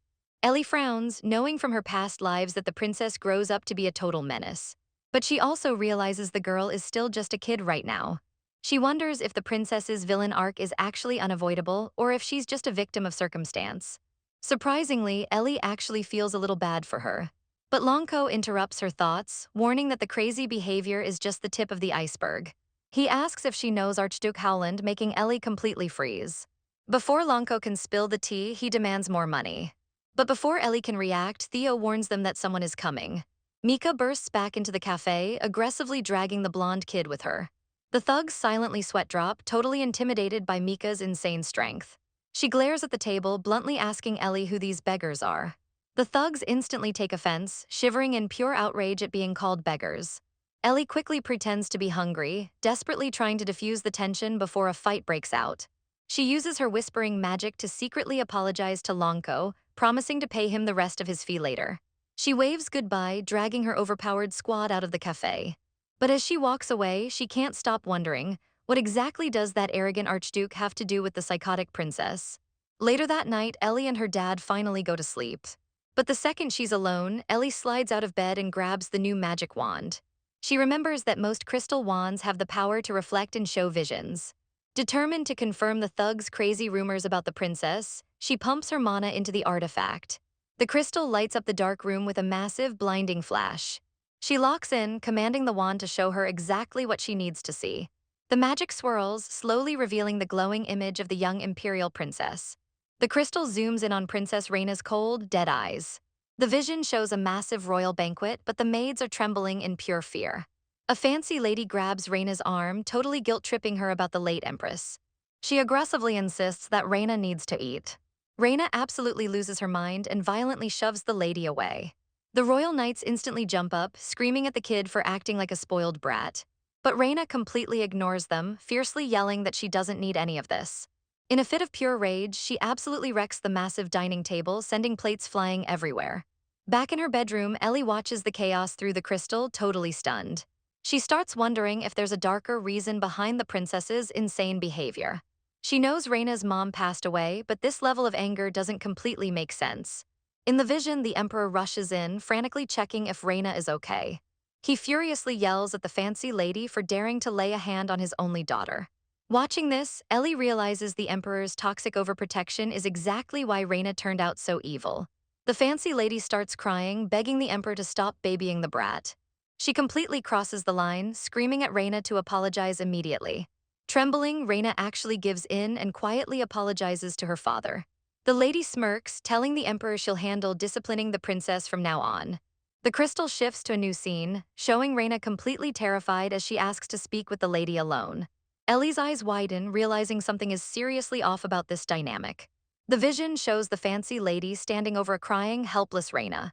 She coldly tells the kid that a simple apology isn't going to cut it anymore. She calls Reina just as lowly and stupid as her dead mother. The lady completely drops the nice act, revealing her true, twisted colors.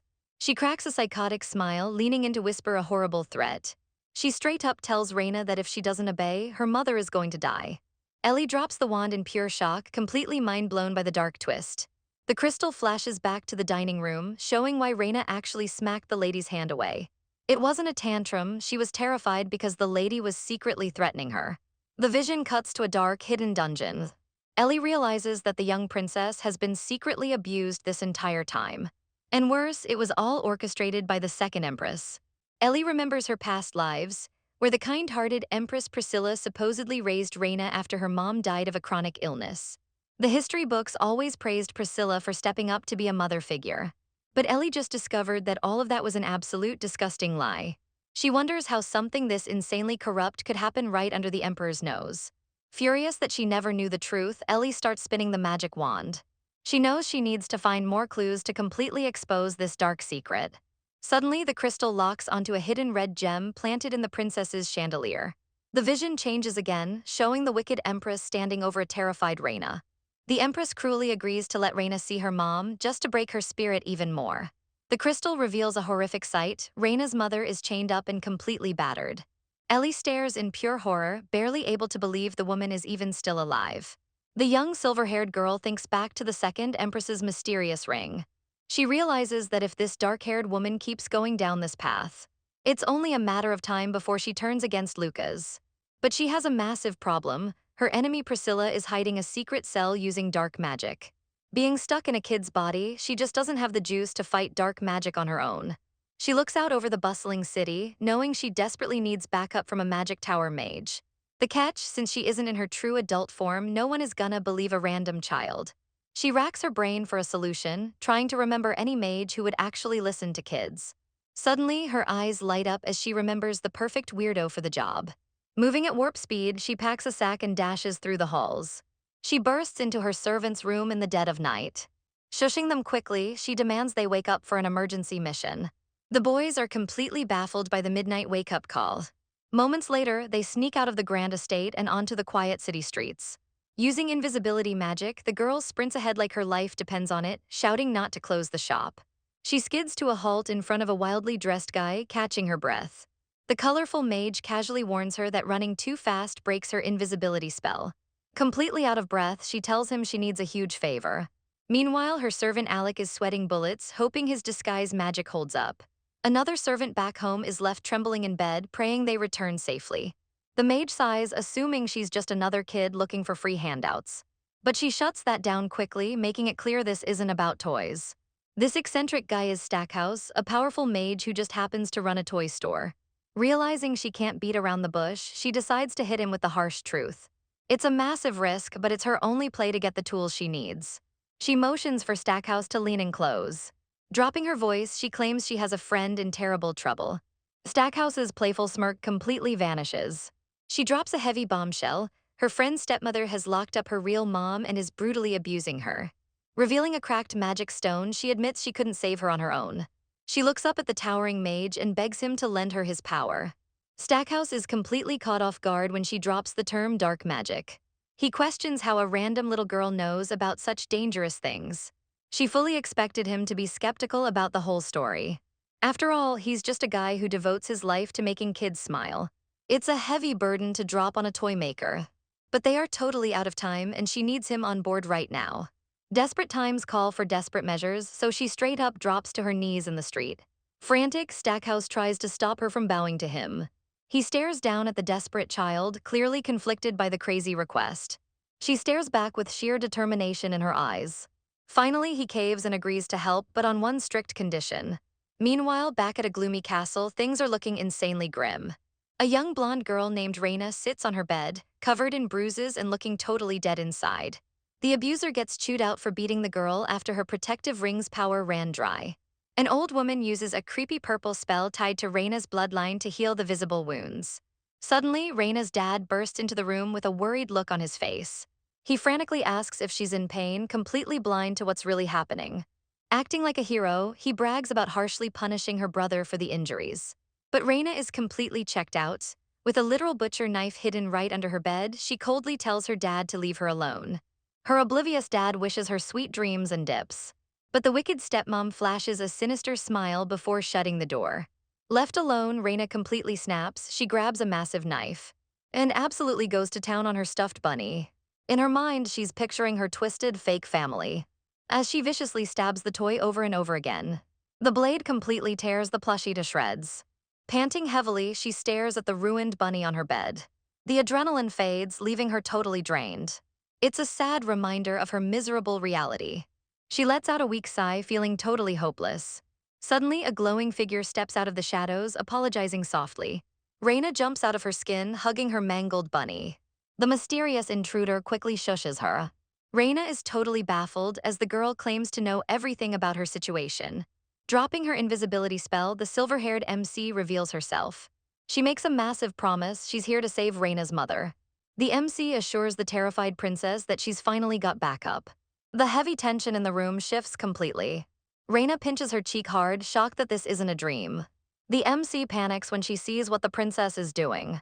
Raina accidentally taps her own magically hidden wound, flinching in pain. The MC immediately kneels down, begging her not to hurt herself anymore. She gently wipes a tear from the young girl's face. Raina thinks back to the creepy dark mage, realizing her own father and brothers don't even know she's being abused. She stares at the MC, wondering how a random kid figured out her darkest secret. The MC asks her to keep it down, explaining she bypassed the castle's surveillance magic.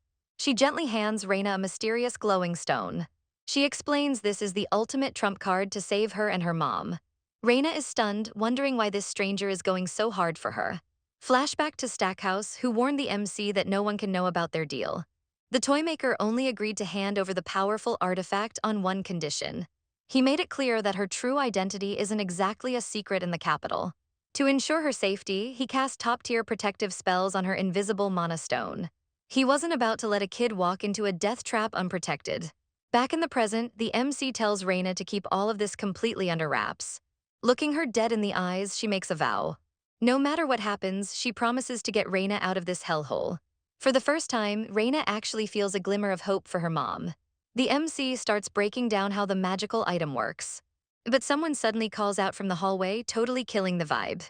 The MC immediately goes invisible while Raina pretends she was just getting some fresh air. Hopping onto her giant magical bird, the MC tells Raina to remember her instructions before taking off.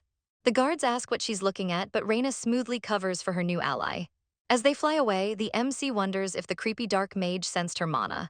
Knowing that old creep has tortured Raina countless times makes her absolutely sick. Staring back at the castle window, she vows to put that mage in the dirt. But suddenly, her servant tells her to look down at the city. They spot people completely knocked out cold in the streets. Sensing trouble, she orders her giant bird to dive lower so she can investigate the wild scene. High up in the sky, she releases the power of her magical item. Her giant bird initially struggled with the extra weight, but now it's soaring like a pro.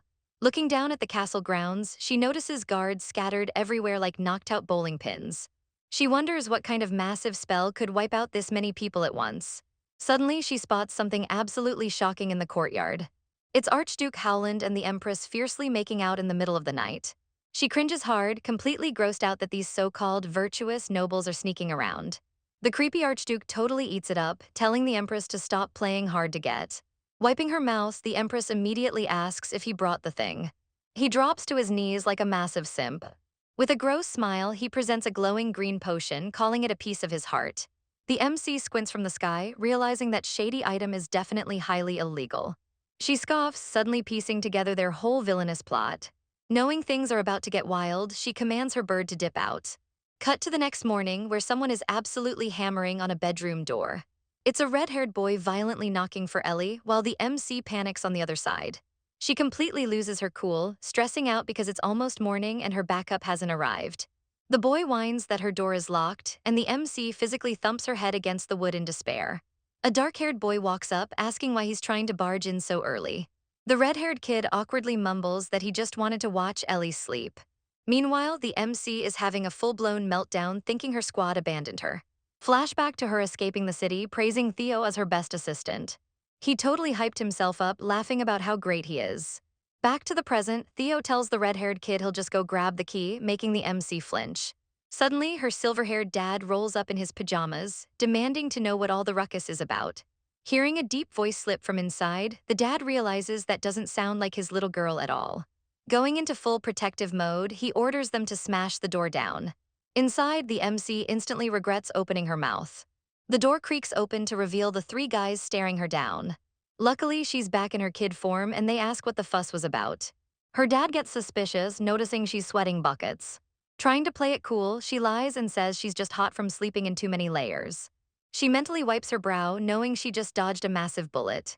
Her dad completely buys it and offers to sing her a lullaby. She instantly hits him with a good night and slams the door right in his face. Turning around, she bursts into tears, apologizing to her hidden servants because she thought she was a goner. She admits she thought they left her hanging, but they explain a minor delay held them up. They discuss enlisting Longko, one of her marked musketeers, to help pull off the heist. She explains she needed them at the crack of dawn because the mission was way too critical to wait. She praises their hard work and tells them to go catch some sleep while her bird flies off into the sunrise. The boys agree and finally leave her alone to rest. The second they're gone, she collapses onto the floor like a total ragdoll, absolutely exhausted. But despite the chaos, she's pumped that she uncovered the truth and stopped a literal chain of destruction. She sits on her bed, knowing she needs to play her cards perfectly since getting an audience with the Emperor is super rare. Suddenly, she notices her magical stone egg has completely changed, glowing with a bright orange core. She stares at it in shock, wondering what triggered the sudden transformation since she didn't cast any spells. She racks her brain, trying to pinpoint the exact moment it started shining. A hazy memory flashes back of a tragic winged child handing her an item in a past life. She realizes the egg might actually be feeding off of raw human emotions. If that's true, this ancient artifact might finally be ready to hatch. She knows this ancient power will be crucial for her ultimate goal, rescuing the princess. Meanwhile, outside the massive imperial palace, her hired squad realizes they are fully locked into this insane mission. The three cloaked mercenaries stare up at the intimidating castle, completely sweating the fact they're about to infiltrate the royal family. Since the MC's plan is absolutely wild, they joke about demanding a whole mansion as their paycheck. The gray-haired kid instantly lights up, totally down to extort their boss for some premium real estate. With a confident smirk, the leader agrees, and the crew officially prepares to pull off the ultimate heist.